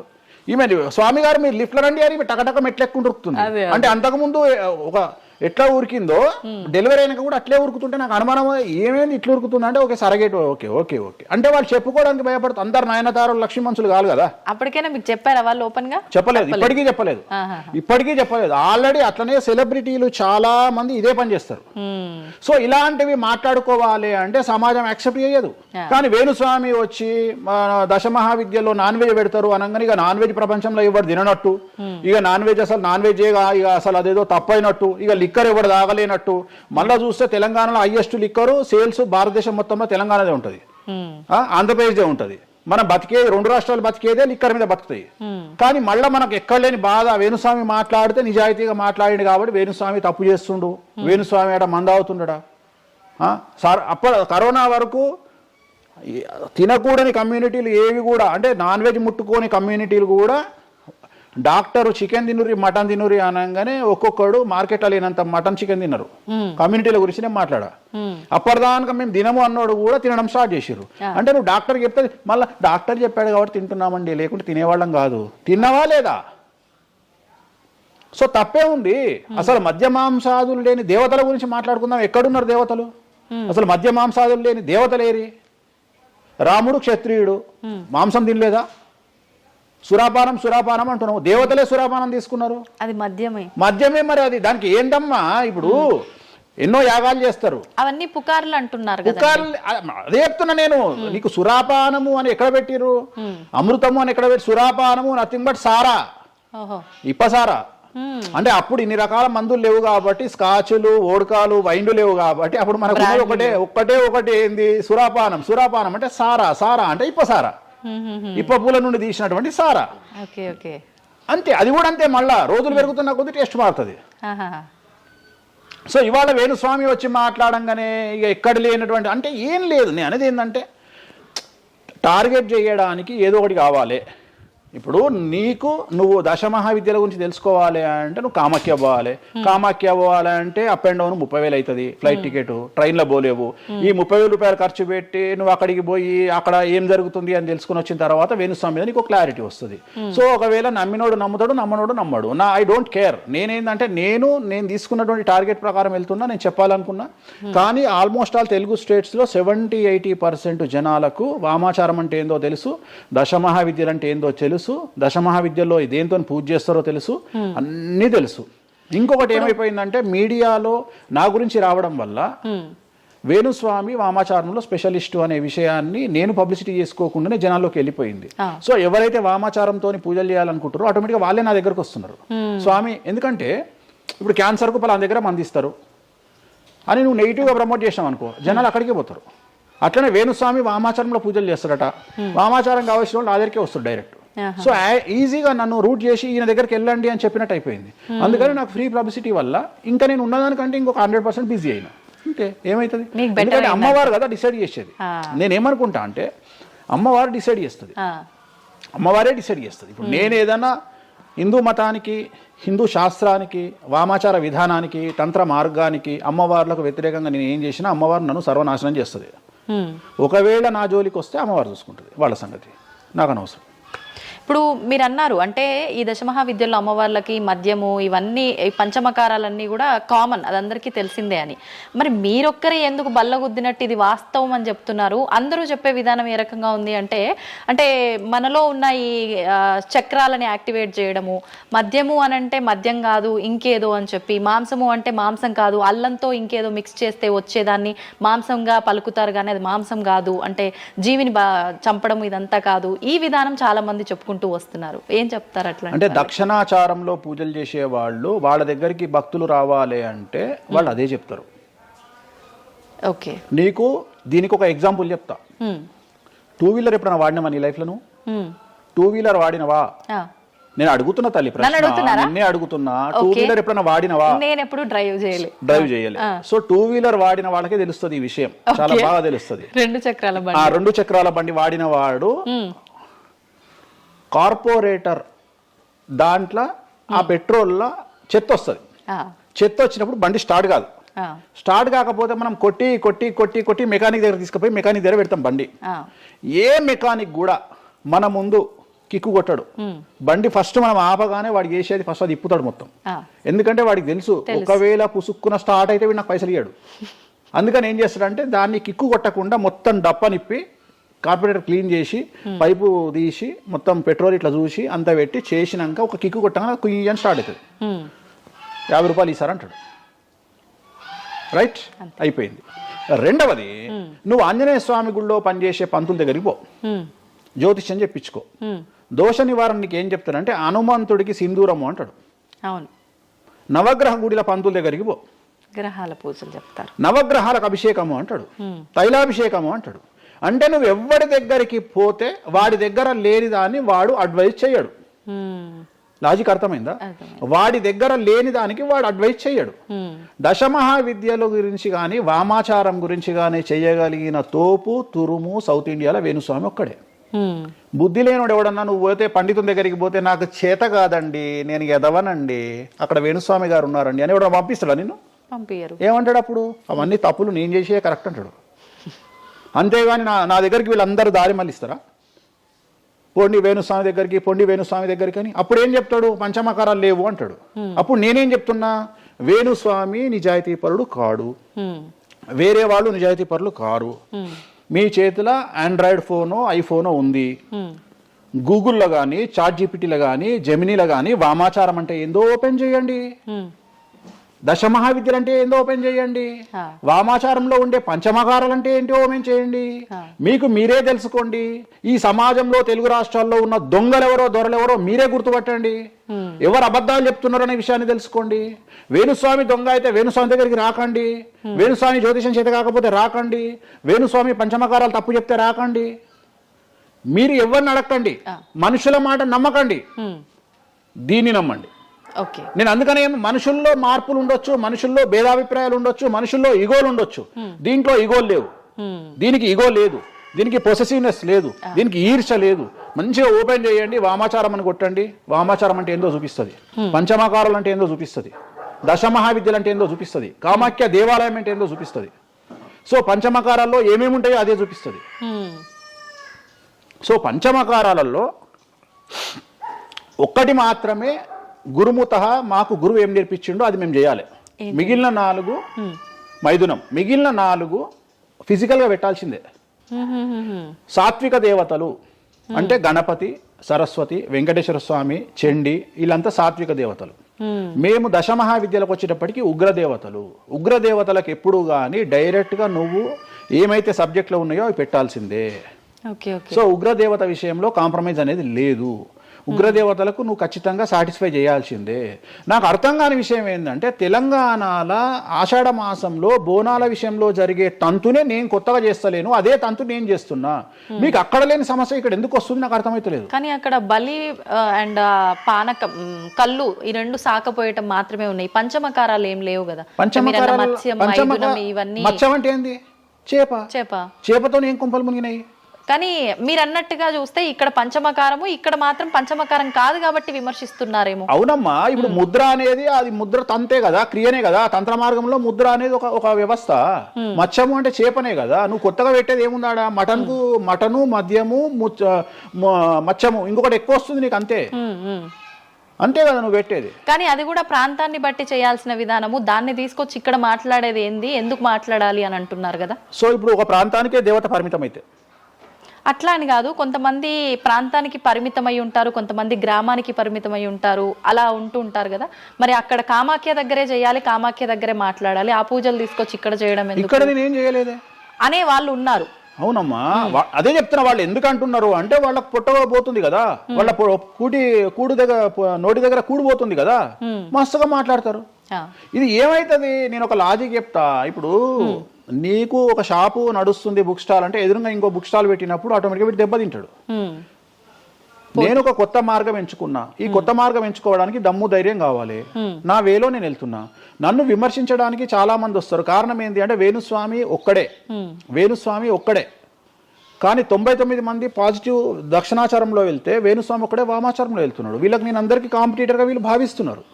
నేనేమంటున్నా అంటే సార్ నీకు నేను కాంపిటీటరే కాదు, ఎందుకంటే మీరందరూ సౌందర్య మన ఆమె పేరే ఇంకో సాయి ఏమో హీరోయిన్ పేరు ఏదో ఉంటుంది కదా, సాయి పల్లవి. సో మీరంతా సాయి పల్లవి సౌందర్య టైపు, నేను సన్నీ లియోన్ టైపు. నన్ను వదిలేయండి, నన్ను వదిలేయండి. నాకు మీకు కాంపిటీషన్ లేదు. నేను బికినీ మీద తిరుగుతా, నేను అన్ని వదిలేసుకున్నా. నా మొలదారం కూడా తీసి పక్కకు పెట్టిన. అంటే నాకు బట్టలు ఇప్పే అవకాశం మీకు ఇయ్యట్లా, మొత్తం ఇప్పేసుకున్నా నేను ఆల్రెడీ. మీరు ఇప్పుదామంటే ఏం లేవు నా దగ్గర చివరికి నా అండర్వేర్తో సహా నా మొలదారంతో సహా ఇప్పుకున్నా. ఇంకేం లేవు మీరు ఇప్పడానికి. సో మీ పని మీరు చేసుకోండి, మీరు సాత్విక దేవతలను ఆరాధించుకోండి, మీరు ఏం చేసుకోండి. వీళ్ళదంతా ఏ కాన్సెప్ట్ అంటే సువర్ణ పుష్పార్థం అక్షదాం సమర్పయామి అంటే సువర్ణ పుష్పం అనుకొని అక్షతలేనైనా మీరు అదే బ్యాచ్. మందు అనుకొని మటన్ అయినా, మాంసం అనుకొని మటన్ అయినా, మందు అనుకొని స్కాచ్ పోయినైనా నాది ఆ బ్యాచ్. నా బ్యాచ్ నాదే. నేను జెన్యూన్గా ఏం కావాలనో అమ్మవారికి అదే ఇస్తా. చాలామంది శాస్త్రంలో వారాహి అమ్మవారికి ఎరుపు రంగు అన్నము నైవేద్యంగా పెట్టమని చెప్పారు. ఇక మన మేధావులు ఇంత కుంకుమ తీసుకొని అన్నంలో కలిపి ఇక ఫీల్ అవుతుంటాడు, ఇక వాడికి రక్తం కలిపినట్టే ఇక తీసుకొచ్చి పెడతాడు. అంటే నువ్వు అమ్మవారిని పిచ్చిదాన్ని చేస్తావా? శాస్త్రం ఏం చెప్పింది, నువ్వేం చేస్తున్నావు అంటే చెక్ చేసుకోమని చెప్పి ఇవి చేత కాదు ఎవరికి. శాస్త్రం ఏం చెప్పింది, వారాహి అమ్మవారికి ఎరుపు రంగులో అన్నం పెట్టమని చెప్పింది. నువ్వేం చేస్తున్నావు, అమ్మవారిని మోసం చేసి కుంకుమతో అన్నం పెడుతున్నావు. ఆ కుంకుమ కూడా ఒరిజినల్ కాదు, డూప్లికేట్ కుంకుమ. సో అక్కడ ఏం పెట్టాలనో నాకు తెలుసు, నువ్వు వాటి పెడతలేవు. అమ్మవారు నిన్నెందుకు రా అనుగ్రహిస్తుంది, అమ్మవారిని నిన్ను ఎందుకు అనుగ్రహించాలి అంటే నువ్వు అమ్మవారిని మోసం చేసే మొనగానివి కదా, మోనార్కు కదా నువ్వు. నేను మోసం చేయ అమ్మవారిని. రెండవది, నన్ను నమ్మితే నా దగ్గరికి రమ్మంటున్నా. నా మాట వినకండి, వాళ్ళ మాటనే వినండి, ఈ శుద్ధపూసల మాటనే వినండి, నా మాట వినకండి. ఫస్ట్ మీరు నన్ను మెచ్చుకున్న వీడియో దయచేసి చూడకండి. నన్ను యాంకర్లు బట్టలిప్పాలి అని ప్రయత్నం చేసిన వీడియోలు చూడండి. నన్ను చాలా వరకు అంటే ఈయన ఏదో దొరకబట్టి విని ఆ ఉన్న లాస్ట్కు నాది ఆ ముల్లారం కూడా ఇప్పేసిన, ఇంకేమైనా ఉన్నాయేమో బాడీలో గుంజుదామో అని ప్రయత్నం చేసే యాంకర్ల వీడియోలు చూడండి. నా గురించి నెగిటివ్ పెట్టిన వీడియోలో చూడండి. మీకు నా మీద చివరిగా నమ్మకం కలిగి ఈయన దగ్గర విషయం ఉందంటే రండి, లేకుంటే రాకండి. ఇంకొక విషయం అంటే మీరు ఇంత ధైర్యంగా దర్జాగా ఒక సవాల్ విసిరినట్టుగా మాట్లాడుతున్నారు వీడియోలో మాట్లాడినప్పుడు. మరి మీరు చెప్పినవి అన్ని అంటే వేణుస్వామి చెప్పినవి అన్ని వాస్తవాలైతే, శాస్త్రంలో ఉంది నేను చూపిస్తానే అతనైతే, ఎంతసేపు ఉన్నా ఆయన పర్సనల్ వీడియోలో చెప్పడము, వేరే యాంకర్ల దగ్గర చెప్పడం తప్ప డిబేట్లకు ఎందుకు రారు, వచ్చి మాతో వాదించవచ్చు కదా, ప్రూవ్ చేయొచ్చు కదా అని చాలా మంది అంటున్నారు. మీరు రెడీనా? డిబేట్లకు రాను. ఎందుకని? కానీ మనం అగ్రిమెంట్ పేపర్లు రాసుకుందాం. నీ ద్వారా చెప్తున్నా నువ్వు కామాఖ్యకు నేను తీసుకుపోతా. నేను చెప్పిన దాంట్లో కామాఖ్యలో ఏది జరగకపోయినా నా దుకాణం పని చేసుకుంటా. నా ప్రాపర్టీ మొత్తం రాసి చేసి నేను నా ఫ్యామిలీతో సహా దేశం వదిలిపెట్టి వెళ్ళిపోతా, లేదు స్టేట్ వదిలిపెట్టి వెళ్ళిపోతా. అన్ని వాస్తవం అని మీరు ప్రూవ్ చేస్తారు. అక్కడ అక్కడికి నేను ప్రూవ్ చేసిన అవసరం లేదమ్మా. నీకే ₹1,00,000 ఇస్తా, పోయి చూసుకొని రాదు కెమెరాలో. ఓకే, దీనికి ఎందుకు డిబేట్ ఎందుకు? నువ్వే పోయిరా, నీకు నేను డబ్బులు ఇస్తా, ₹1,00,000 ఇస్తా, పోయిరా. ఓకే, పోయేసి అక్కడ ఏమేమి జరుగుతుంది, ఏమేమి పూజలు చేస్తారో నువ్వే చెప్పు. ఇప్పుడు కామాఖ్యలో కూడా అమ్మవారి గర్భగుడి లోపల దాకా ఈ పంచమకార వ్యవహారం కానివ్వండి, బలి సాంప్రదాయం, ఆ బలికి సంబంధించిన విధానం కానీ లోపలికి లేదు, అది కూడా ఏదన్నా మెయిన్ గుమ్మం బయటే అని అంటున్నారు. అది సో ఇది అంతా నీకు ఎప్పుడు రైట్స్ వస్తాయి అంటే చూసినప్పుడు మాట్లాడడానికి వస్తాయి.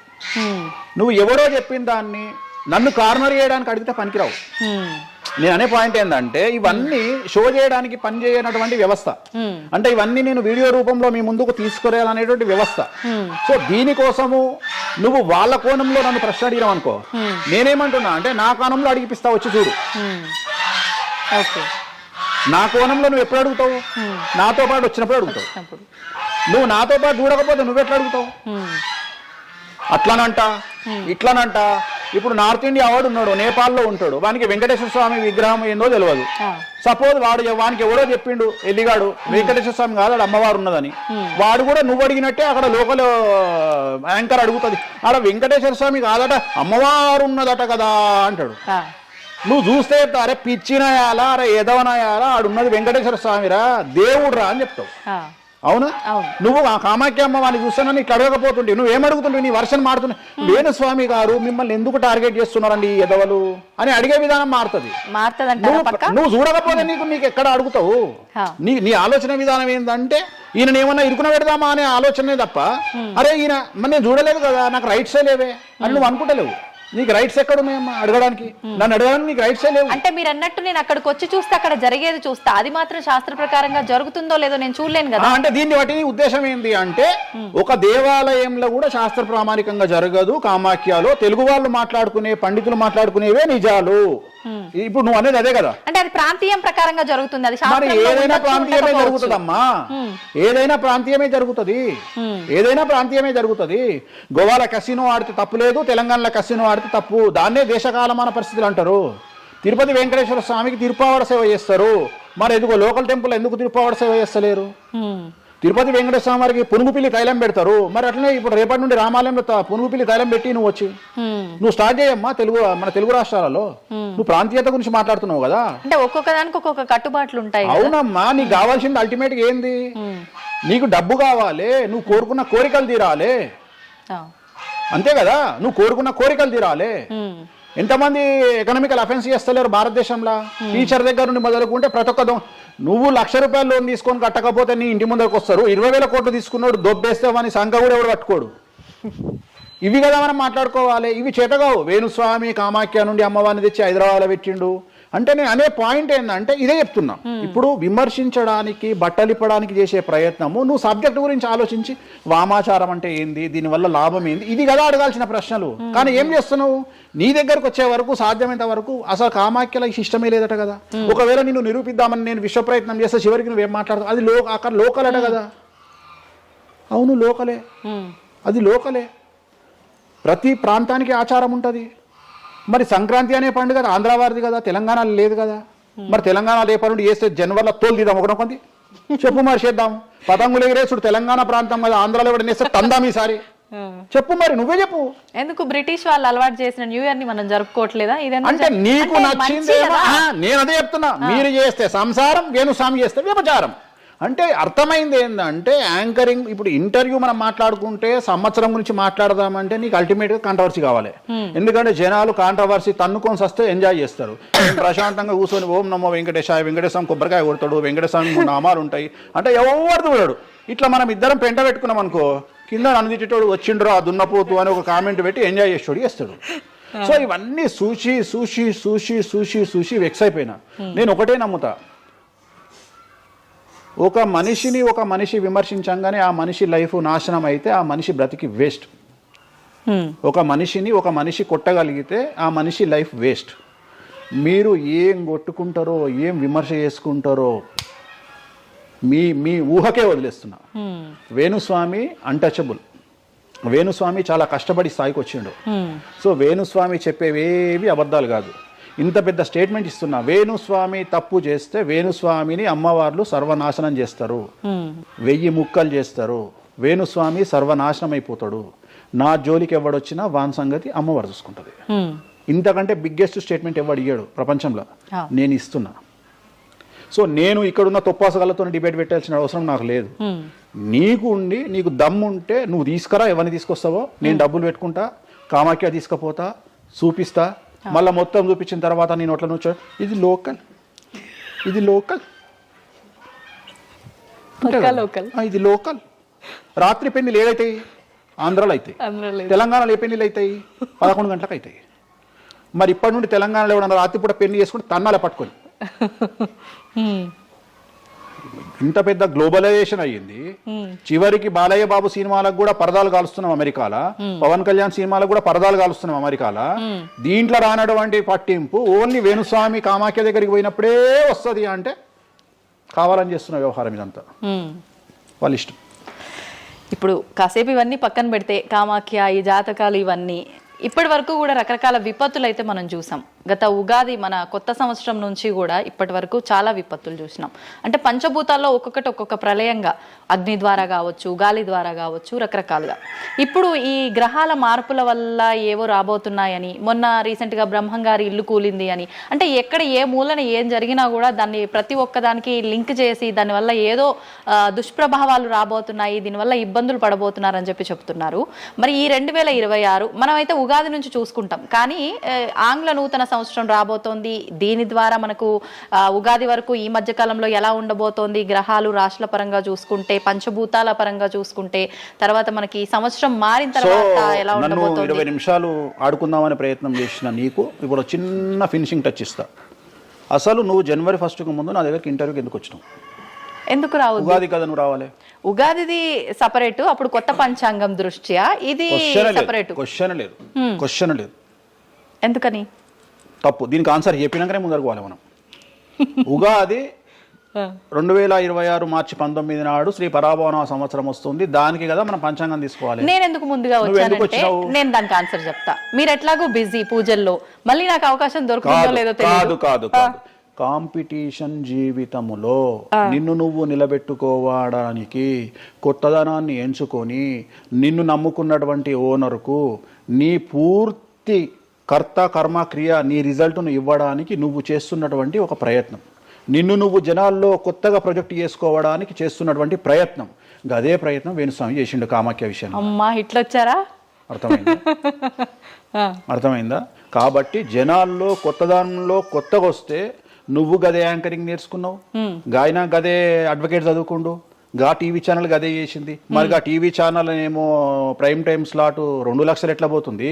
పనికి వాళ్ళ చిన్న ఛానల్ 2000 ఎందుకు పోతుంది అంటే వాళ్ళు కష్టపడడానికి, వాళ్ళు చేసిన స్టింగ్ ఆపరేషన్లు కావచ్చు, వాళ్ళు జీవితాన్ని నాశనం చేసిన విధానం కావచ్చు, వాళ్ళకి ఆ పేరు వచ్చింది. సో అట్లనే వేణుస్వామి కష్టపడి ఈ స్థాయికి రావడానికి వేణుస్వామికి అంటూ ఒక బ్రాండ్ ఉన్నది. సో రెండవది, ఇదే సంవత్సరం ఇదే ఛానల్లో 2025 శివ అనే ఒక యాంకర్ కు నేను ఇంటర్వ్యూ ఇచ్చిన. అందులో చాలా విషయాలు చెప్పిన. ఏమేం చెప్పినా, ఈ సంవత్సరము రైలు ప్రమాదాలు ఎక్కువ అని చెప్పిన, విమాన ప్రమాదాలు ఎక్కువ అని చెప్పిన.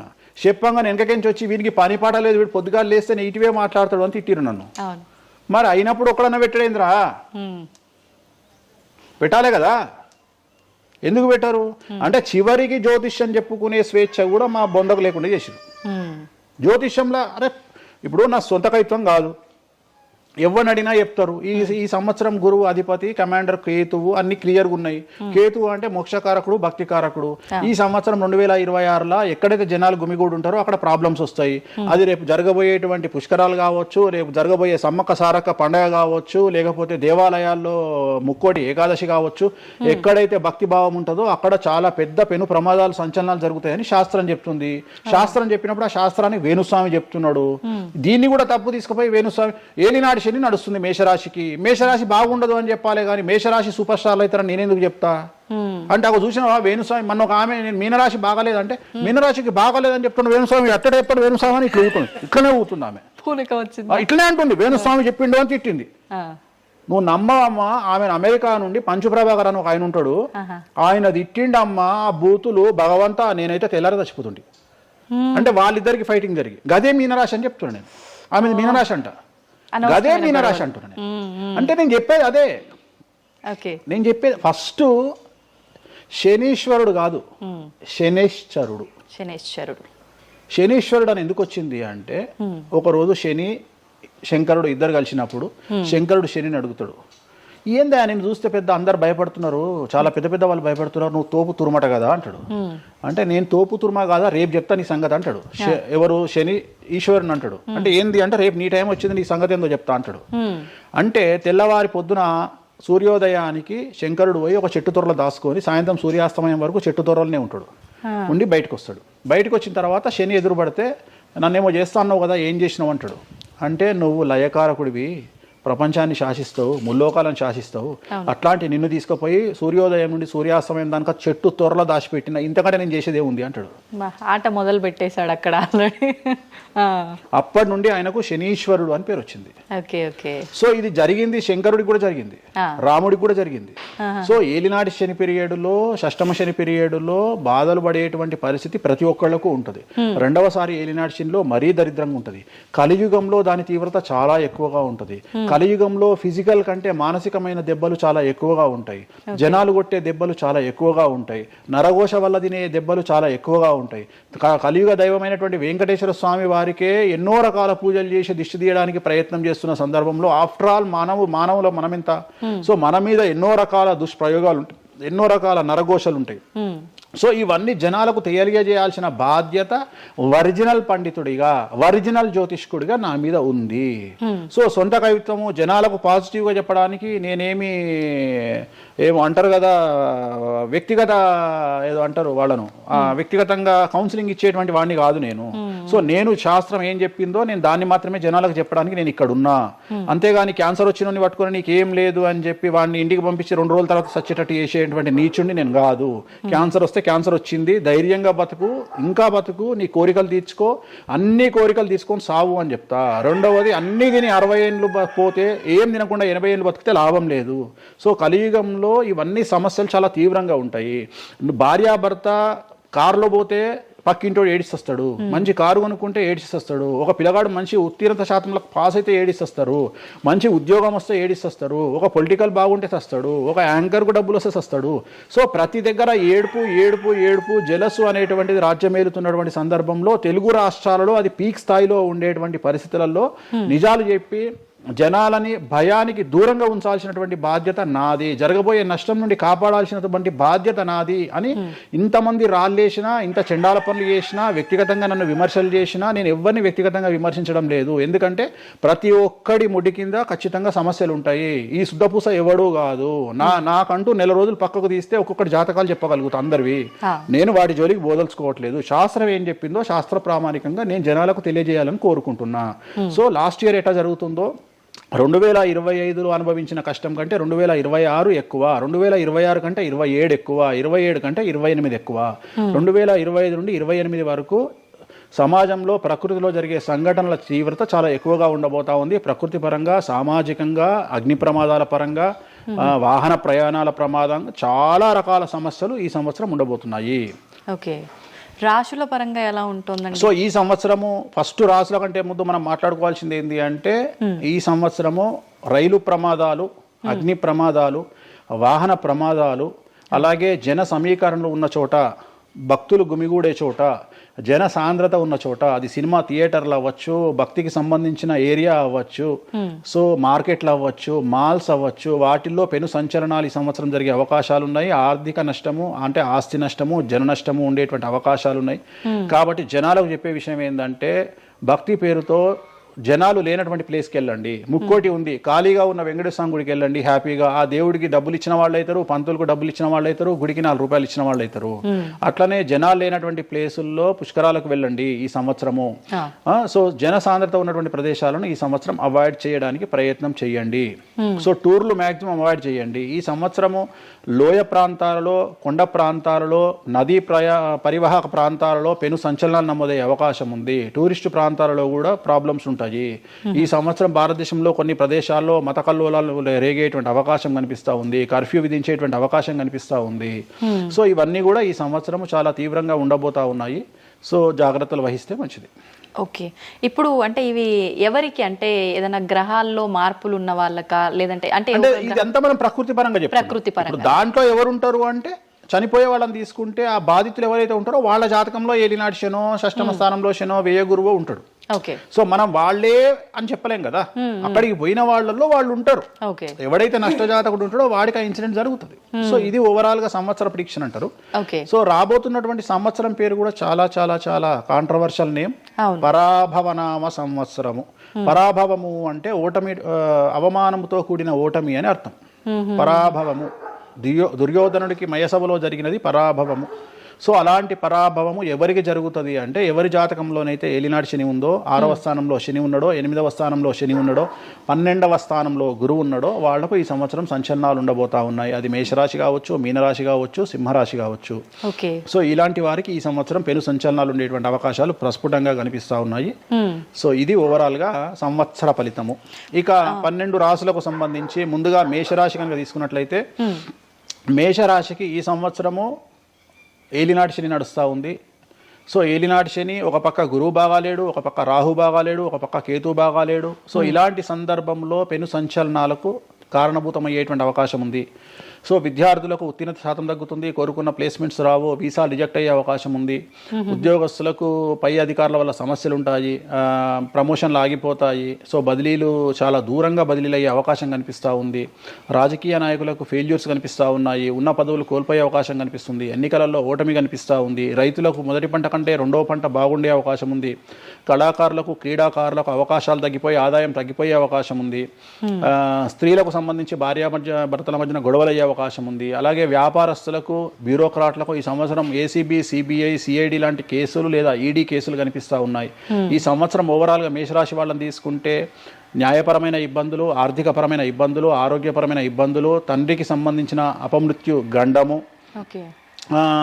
అలాగే న్యాయపరమైన చిక్కులు, వాహన ప్రమాదాలు, భార్యాభర్తల మధ్యన గొడవలు, ఇవన్నీ మేషరాశి వారికి కనిపిస్తూ ఉన్నాయి. మరి ఏం చేసుకోవాలా అంటే తిరునల్ల శనీశ్వర ఆలయంలో ప్రత్యేకమైన శని పూజ నిర్వహించుకోవడంతో పాటు నలుపు రంగు దుస్తులకు దూరంగా ఉండడము, నలుపు చెప్పులు, నలుపు వాహనాలకు దూరంగా ఉండడము, లెదర్ వస్తువులకు దూరంగా ఉండడము, నలుపు లెదర్ వస్తువులకు దూరంగా ఉండడం వల్ల సమస్యల నుండి గట్టెక్కుతారు. ఏడాదంతా వీటికి దూరంగా ఉండాలి. మరి తర్వాత నెక్స్ట్ వృషభ రాశి. సో వృషభ రాశి వారికి ఈ సంవత్సరం 100కు ఇంచుమించుగా 75% అనుకూలంగా ఉంది. రాహువు, కేతువు, గురువు, శని అనుకూలత కనిపిస్తూ ఉంది. చాలా బాగుండబోతా ఉంది. ఈ సంవత్సరం మే నుండి విపరీతమైన రాజయోగం పట్టబోతా ఉంది. చాలా అనుకూలంగా ఉంది. విద్యార్థులకు ఉత్తీర్ణత శాతం ఉంటుంది. స్త్రీలకు అనుకూలమైన ఫలితాలు ఉంటాయి. స్త్రీలకు మీ ఇంట్లో కమాండింగ్ అంతా మీదే ఉంటుంది. రాజకీయ నాయకులకు ఎన్నికలలో విజయాలు సాధిస్తారు. డబ్బులు ఎక్కువ ఖర్చైనా విజయాలు సాధిస్తారు.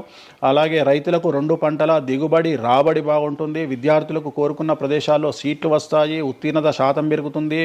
అవివాహితులకు వివాహ యోగ సూచనలు కనిపిస్తున్నాయి. సంతానం లేని వారికి సంతాన యోగం కనిపిస్తూ ఉంది. వ్యాపారస్తులకు అన్ని రంగాల వ్యాపారస్తులకు అనుకూలమైన ఫలితాలు ఉండబోతా ఉన్నాయి. క్రీడాకారులకు, కళాకారులకు అవకాశాలు, ఆదాయము పెరుగుతాయి. ఓవరాల్గా ఈ సంవత్సరం పూర్తి స్థాయిలో మీకు ఎటువంటి సమస్యలు కనిపించడం లేదు. చాలా బాగుంది కాబట్టి మీకు ఎటువంటి రెమెడీస్ అవసరం లేదు. వీలైతే సోమవారం నాడు శివాలయంలో రుద్రాభిషేకాన్ని నిర్వహించుకోండి. సో నెక్స్ట్ మిథున రాశి.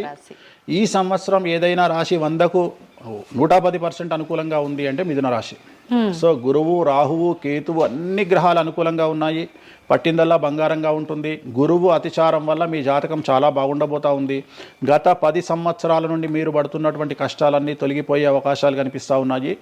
సో కొత్త స్పీడ్తో ముందుకు వెళ్ళండి. కొత్త ఆలోచనలు చేయండి. ఎంత గొప్పగా జీవితంలో ముందుకెళ్లాలో ప్లాన్ చేయండి. చాలా గొప్పగా ఆలోచించండి. చిన్నగా ఆలోచన చేయకండి. గురువు విపరీత రాజయోగాన్ని ఇవ్వబోతా ఉన్నాడు. దైవబలం మీకు అనుకూలంగా ఉంది.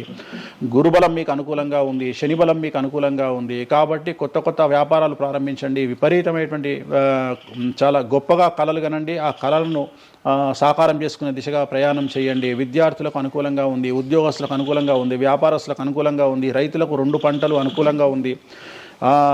సో ప్రతి వాళ్ళు చెరువులు, తర్వాత చేపల చెరువులు, రొయ్యల చెరువులు పండించే వాళ్ళకు అనుకూలంగా ఉంది. పౌల్ట్రీ ఫామ్ వాళ్ళకు అనుకూలంగా ఉంది. రాజకీయ రంగం వారికి అనుకూలంగా ప్రజల్లో మంచి మార్పులు కనిపిస్తూ ఉన్నాయి. స్త్రీలకు మీదే కమాండింగ్గా ఉంటుంది. కుటుంబంలో మీరు ఏం చెప్తే అది జరిగేటువంటి అవకాశాలు కనిపిస్తూ ఉన్నాయి. సో మిథున రాశి వారికి పూర్తి స్థాయిలో అనుకూలంగా ఉంది. ఎటువంటి రెమెడీస్, ఎటువంటి పూజలు అవసరం లేదు. అద్భుతం అయితే వీళ్ళది. నెక్స్ట్ కర్కాటక రాశి. సో నెక్స్ట్ కర్కాటక రాశి. సో కర్కాటక రాశి వారికి కూడా ఇంచుమించు 90% అనుకూలంగా ఉంది. కాకపోతే ఇక్కడ ఉన్న సమస్య ఏంటి అంటే మే వరకు 2026 మే వరకు కొద్దిగా వీళ్ళకు గురువు 12వ ఇంట్లో ఉన్నాడు కాబట్టి కాళ్ళు చేతులు విరిగే అవకాశం ఉంది. దెబ్బలు తగిలించుకునే అవకాశం కనిపిస్తూ ఉంది. జాగ్రత్తగా ఉండండి. సాధ్యమైనంత వరకు yellow colour, lemon yellow colour దుస్తులు ధరించే ప్రయత్నం చేయండి. చాలా అనుకూలంగా ఉండబోతా ఉంది. రాజకీయ రంగంలో ఉండే వాళ్లకు విపరీతమైనటువంటి విజయాలు సిద్ధిస్తాయి. జనాల్లో అనుకూలమైన వాతావరణం ఉంటుంది. వ్యాపారస్తులకు విశేషించి అనుకూలంగా ఉంటుంది. విద్యార్థులకు అనుకూలంగా ఉంటుంది. అలాగే రైతులకు అనుకూలంగా ఉంటుంది, కళాకారులకు క్రీడాకారులకు మరీ అనుకూలంగా ఉంటుంది. కాకపోతే ఓవరాల్గా కర్కాటక రాశి వారికి ఈ సంవత్సరం కొద్దిగా శత్రువుల యొక్క బెడద ఒక 10% కనిపిస్తూ ఉంది. కానీ శత్రువులను పట్టించుకోకండి. శని బలం వల్ల వాళ్ళు ఎంత ప్రయత్నాలు చేసినా, రాహు బలం వల్ల వాళ్ళు ఎంత ప్రయత్నాలు చేసినా మిమ్మల్ని ఎవరు ఏమీ చేయలేరు.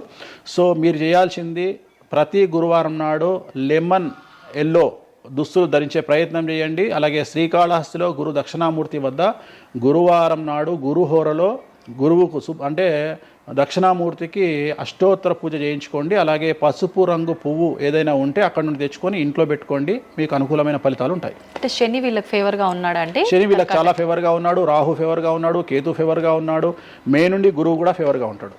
అది ఉన్న చిన్న చిన్న ఇబ్బందులకు కూడా ఏమైనా దానాలు అలాంటివి అదే మనం చెప్పిన ఎందుకు గురువు లెమన్ ఎల్లో కలర్ గురువుకు దక్షిణామూర్తి సరిపోతుంది, ఇంకా అవసరం లేదు, దానాలు అవసరం లేదు. మరి తదుపరి రాశి సో నెక్స్ట్ సింహరాశి. సింహరాశికి ఈ సంవత్సరం అష్టమ శని నడుస్తూ ఉంది. గురువు వ్యతిరేకమైన ఫలితాలు, రాహు కేతువు చాలా నెగిటివ్గా ఉన్నారు. సో ఇంచుమించుగా 4 గ్రహాలు వ్యతిరేకమైన దిశలో ఉన్నాయి. అష్టమ శని అంటే తల్లికి ఆరోగ్యపరమైన ఇబ్బందులు ఉంటాయి, మానసికమైన ఇబ్బందులు ఉంటాయి, శారీరకమైనటువంటి అనారోగ్య సమస్యలు ఉంటాయి, అలాగే ఆర్థికపరమైన ఇబ్బందులు, న్యాయపరమైన చికాకులు ఉంటాయి. జాగ్రత్తగా ఉండండి. నలుపు రంగు దుస్తులకు దూరంగా ఉండండి. విద్యార్థులకు సమస్యలు, ఉద్యోగస్తులకు సమస్యలు, వ్యాపారస్తులకు సమస్యలు, ఈడీ కేసులు, పోలీస్ కేసులు, బ్యూరోక్రాట్స్కు సిబిఐ కేసులు, రైతులకు పంటల దిగుబడిలో నష్టము, కళాకారులకు క్రీడాకారులకు వాళ్ళ అవకాశాలను ఇతరులు దక్కించుకునేటువంటి అవకాశం కనిపిస్తూ ఉంది. స్త్రీలకు భార్యాభర్తల మధ్యన గొడవలు. సో ఓవరాల్గా సింహరాశి వారికి ఏ రంగంలో వారైనా సమస్యలు కనిపిస్తూ ఉన్నాయి. అష్టమ శని ప్రభావం కనిపిస్తూ ఉంది కాబట్టి నలుపు రంగు దుస్తులకు దూరంగా ఉండండి. తీరు నల్లార్ శనీశ్వర ఆలయంలో ప్రత్యేకమైన శని పూజను నిర్వహించుకోవడం ద్వారా సమస్యల నుండి గట్టెక్కుతారు. ఓకే. సో నెక్స్ట్ కన్యారాశి. ఈ సంవత్సరం కన్యారాశి వారికి ఇంచుమించు 75% అనుకూలంగా ఉండబోతా ఉంది. శని, అలాగే కుజుడు, రాహువు, కేతువు, గురువు అనుకూలతల వల్ల చాలా చాలా అనుకూలంగా ఉండబోతా ఉంది. ఒకే ఒక్క సమస్య ఈ సంవత్సరం ఉండేది, భార్యాభర్తల మధ్యన ఈగోలు కానీ క్లాషెస్ కానీ వచ్చే అవకాశం ఉంది. సో కాంప్రమైజ్ అవ్వడానికి ప్రయత్నించండి. భార్య దగ్గర భర్త, భర్త దగ్గర భార్య, కాంప్రమైజ్ అవ్వండి. ఈగోలకు పోవద్దు, జెలస్లకు పోవద్దు. ఆర్థికపరమైన అంశాల్లో జాగ్రత్తగా ఉండండి. విద్యార్థులకు అనుకూలత కనిపిస్తూ ఉంది, రాజకీయ నాయకులకు అనుకూలత కనిపిస్తూ ఉంది, వ్యాపారస్తులకు, కళాకారులకు, క్రీడాకారులకు విశేషమైన యోగం లభించబోతూ ఉంది. న్యాయస్థానాల్లో పనిచేసే వాళ్లకు, న్యాయ సంబంధమైన వృత్తిలో ఉండే వాళ్లకు అనుకూలమైన ఫలితాలు ఉండబోతూ ఉన్నాయి. స్త్రీలకు విశేషించి అనుకూలంగా ఉండబోతూ ఉంది. సో ఈ సంవత్సరం కన్యారాశి వారికి పూర్తిగా అనుకూలమైనటువంటి ఫలితాలు కనిపిస్తూ ఉన్నాయి. వీరు చేయాల్సినటువంటి రెమెడీ, సోమవారం నాడు రుద్రాభిషేకాన్ని శివాలయంలో నిర్వహించండి, సమస్యల నుండి గట్టెక్కుతారు. సో నెక్స్ట్ తులారాశి. తులారాశి వారికి షష్టమ స్థానంలో శని కనిపిస్తూ ఉన్నాడు. కాకపోతే గురువు విపరీత రాజయోగాన్ని ఇవ్వబోతా ఉన్నాడు. వీళ్ళకి గురు బలము మరియు దైవ బలం అనుకూలంగా ఉండడం వల్ల మీ జీవితాన్ని కొత్తగా ప్రొజెక్ట్ చేసుకునేటువంటి అవకాశం మీకు దేవుడు కల్పిస్తూ ఉన్నాడు.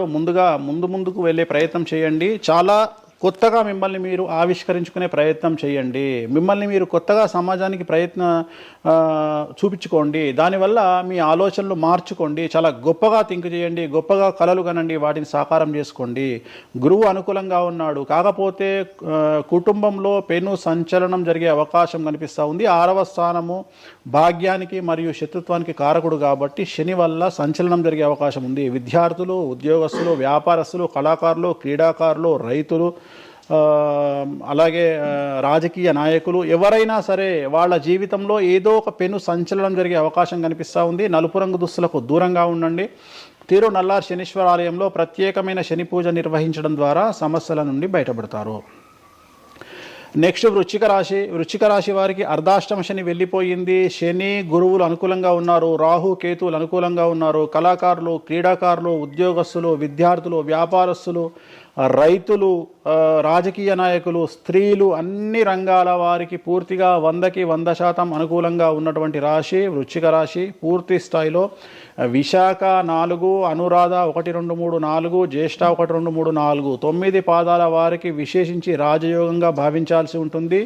మే వరకు విపరీత రాజయోగం కనిపిస్తూ ఉంది. మే తదుపరి కూడా అనుకూలమైన ఫలితాలను పొందుతారు కాబట్టి వీరికి ఎటువంటి రెమెడీసు, ఎటువంటి పూజలు అవసరం లేదు.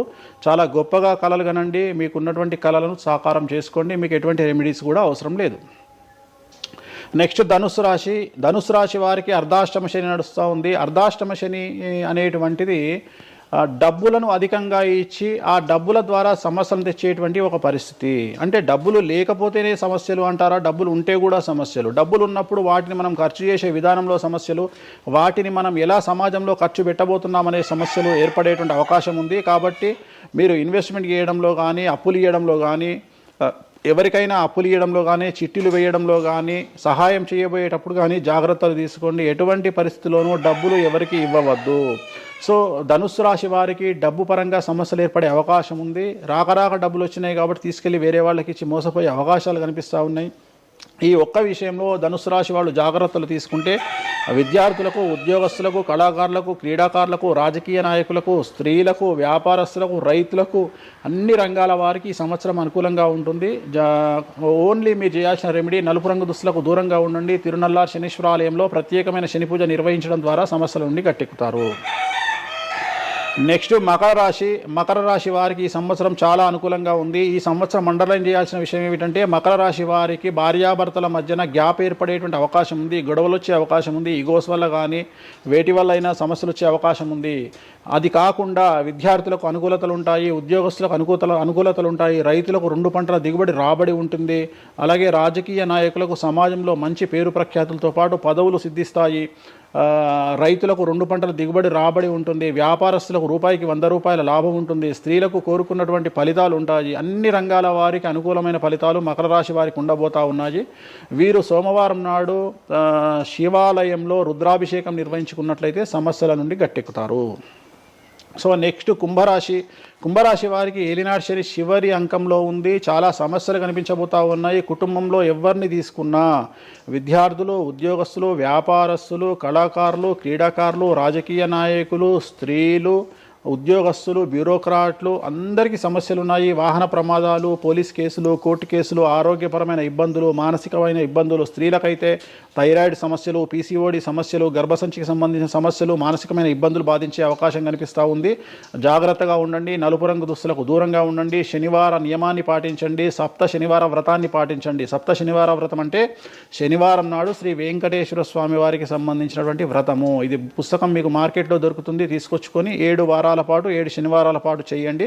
సమస్యల నుండి గట్టెక్కుతారు. ఇక చివరిది లాస్ట్ది అనేటువంటిది మీనరాశి వారికి ఈ సంవత్సరం జన్మశని నడుస్తూ ఉంది. జన్మశని చాలా డేంజరస్గా ఉండబోతూ ఉంది. ఏ రంగంలో ఉండే వారికైనా ఈ సంవత్సరం సమస్యలు తప్పవు. ఆర్థికంగా, సామాజికంగా, న్యాయపరంగా, ఆరోగ్యపరంగా, వాహన ప్రమాదాలు అవ్వచ్చు, ఆర్థికపరమైన నష్టాలు అవ్వచ్చు, పోలీస్ కేసులు అవ్వచ్చు, ఇంట్లో తల్లిదండ్రులు ఒకళ్లకు ప్రాణగండాలు అవ్వచ్చు, భార్యాభర్తల మధ్యన గొడవలు అవ్వచ్చు. మరీ ముఖ్యంగా ఈ సంవత్సరం మీనరాశి జాతకులు ఉండేటువంటి ఇళ్లలో మగవాళ్లకు సంపాదన లేకుండా ఖాళీగా ఉండడం వల్ల ఆడవాళ్లు మాత్రమే సంపాదించి, ఆడవాళ్ల ఉద్యోగంతో డబ్బులు సంపాదించి, ఆడవాళ్ల అంటే భార్యల మీదనో, ఆడవాళ్ల కూతుళ్ళ మీదనో, తల్లి మీదనో బ్రతికేటువంటి పరిస్థితి మగవాళ్లకు ఉండే అవకాశం ఉంది. కాబట్టి ఈగోలను చంపుకోండి. సో ఆడవారి మీద బ్రతకడానికి సిద్ధపడండి, కష్టపడండి, మానసికంగా సంసిద్ధులుగా ఉండండి. అంటే అలాంటి ఒక కండిషన్ ఈ సంవత్సరం ఉండబోతా ఉంది. ఈ ఒక్క సంవత్సరాన్ని కనుక మీరు దాటగలిగితే మీ జీవితంలో మంచి మంచి మంచి పొజిషన్లకు వెళ్తారు. సో నలుపు రంగు దుస్తులకు దూరంగా ఉండండి. రాత్రిపూట ప్రయాణాలు చేయకండి. వాహన ప్రమాదాలు జరిగే అవకాశం కనిపిస్తూ ఉంది. జన సమూహం ఉన్నటువంటి ప్రాంతాలకు వెళ్ళకండి.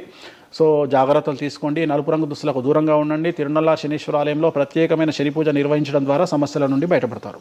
ఇప్పుడు ఈ రాశి ఫలాల్ని ఈ మధ్యకాలంలో చాలా మంది ఫాలో అవుతున్నారండి. ఇది అక్షరం అంటే పేరులో మొదటి అక్షరాన్ని బట్టి ఫాలో అవ్వాలా, లేదంటే డేట్ ఆఫ్ బర్త్ బట్టి వచ్చే రాశిని ఫాలో అవ్వాలా? ఇది పేరులో దాని సంబంధం లేదు. డేట్ ఆఫ్ బర్త్ ప్రకారం చూసుకోవాలి. రెండోది ఇది గోచారం, గ్రహచారం వేరు, గోచారం వేరు. ఇది జస్ట్ గోచారం ప్రకారం ఎలాగైతే మనము సౌరమానం ప్రకారము మనం చూసుకుంటామో అలా ఇది ఓన్లీ చాంద్రమానం ప్రకారము మీ నక్షత్రం ప్రకారం చూసుకోవాల్సిందే. మళ్ళీ వ్యక్తిగతమైన జాతకం వేరు.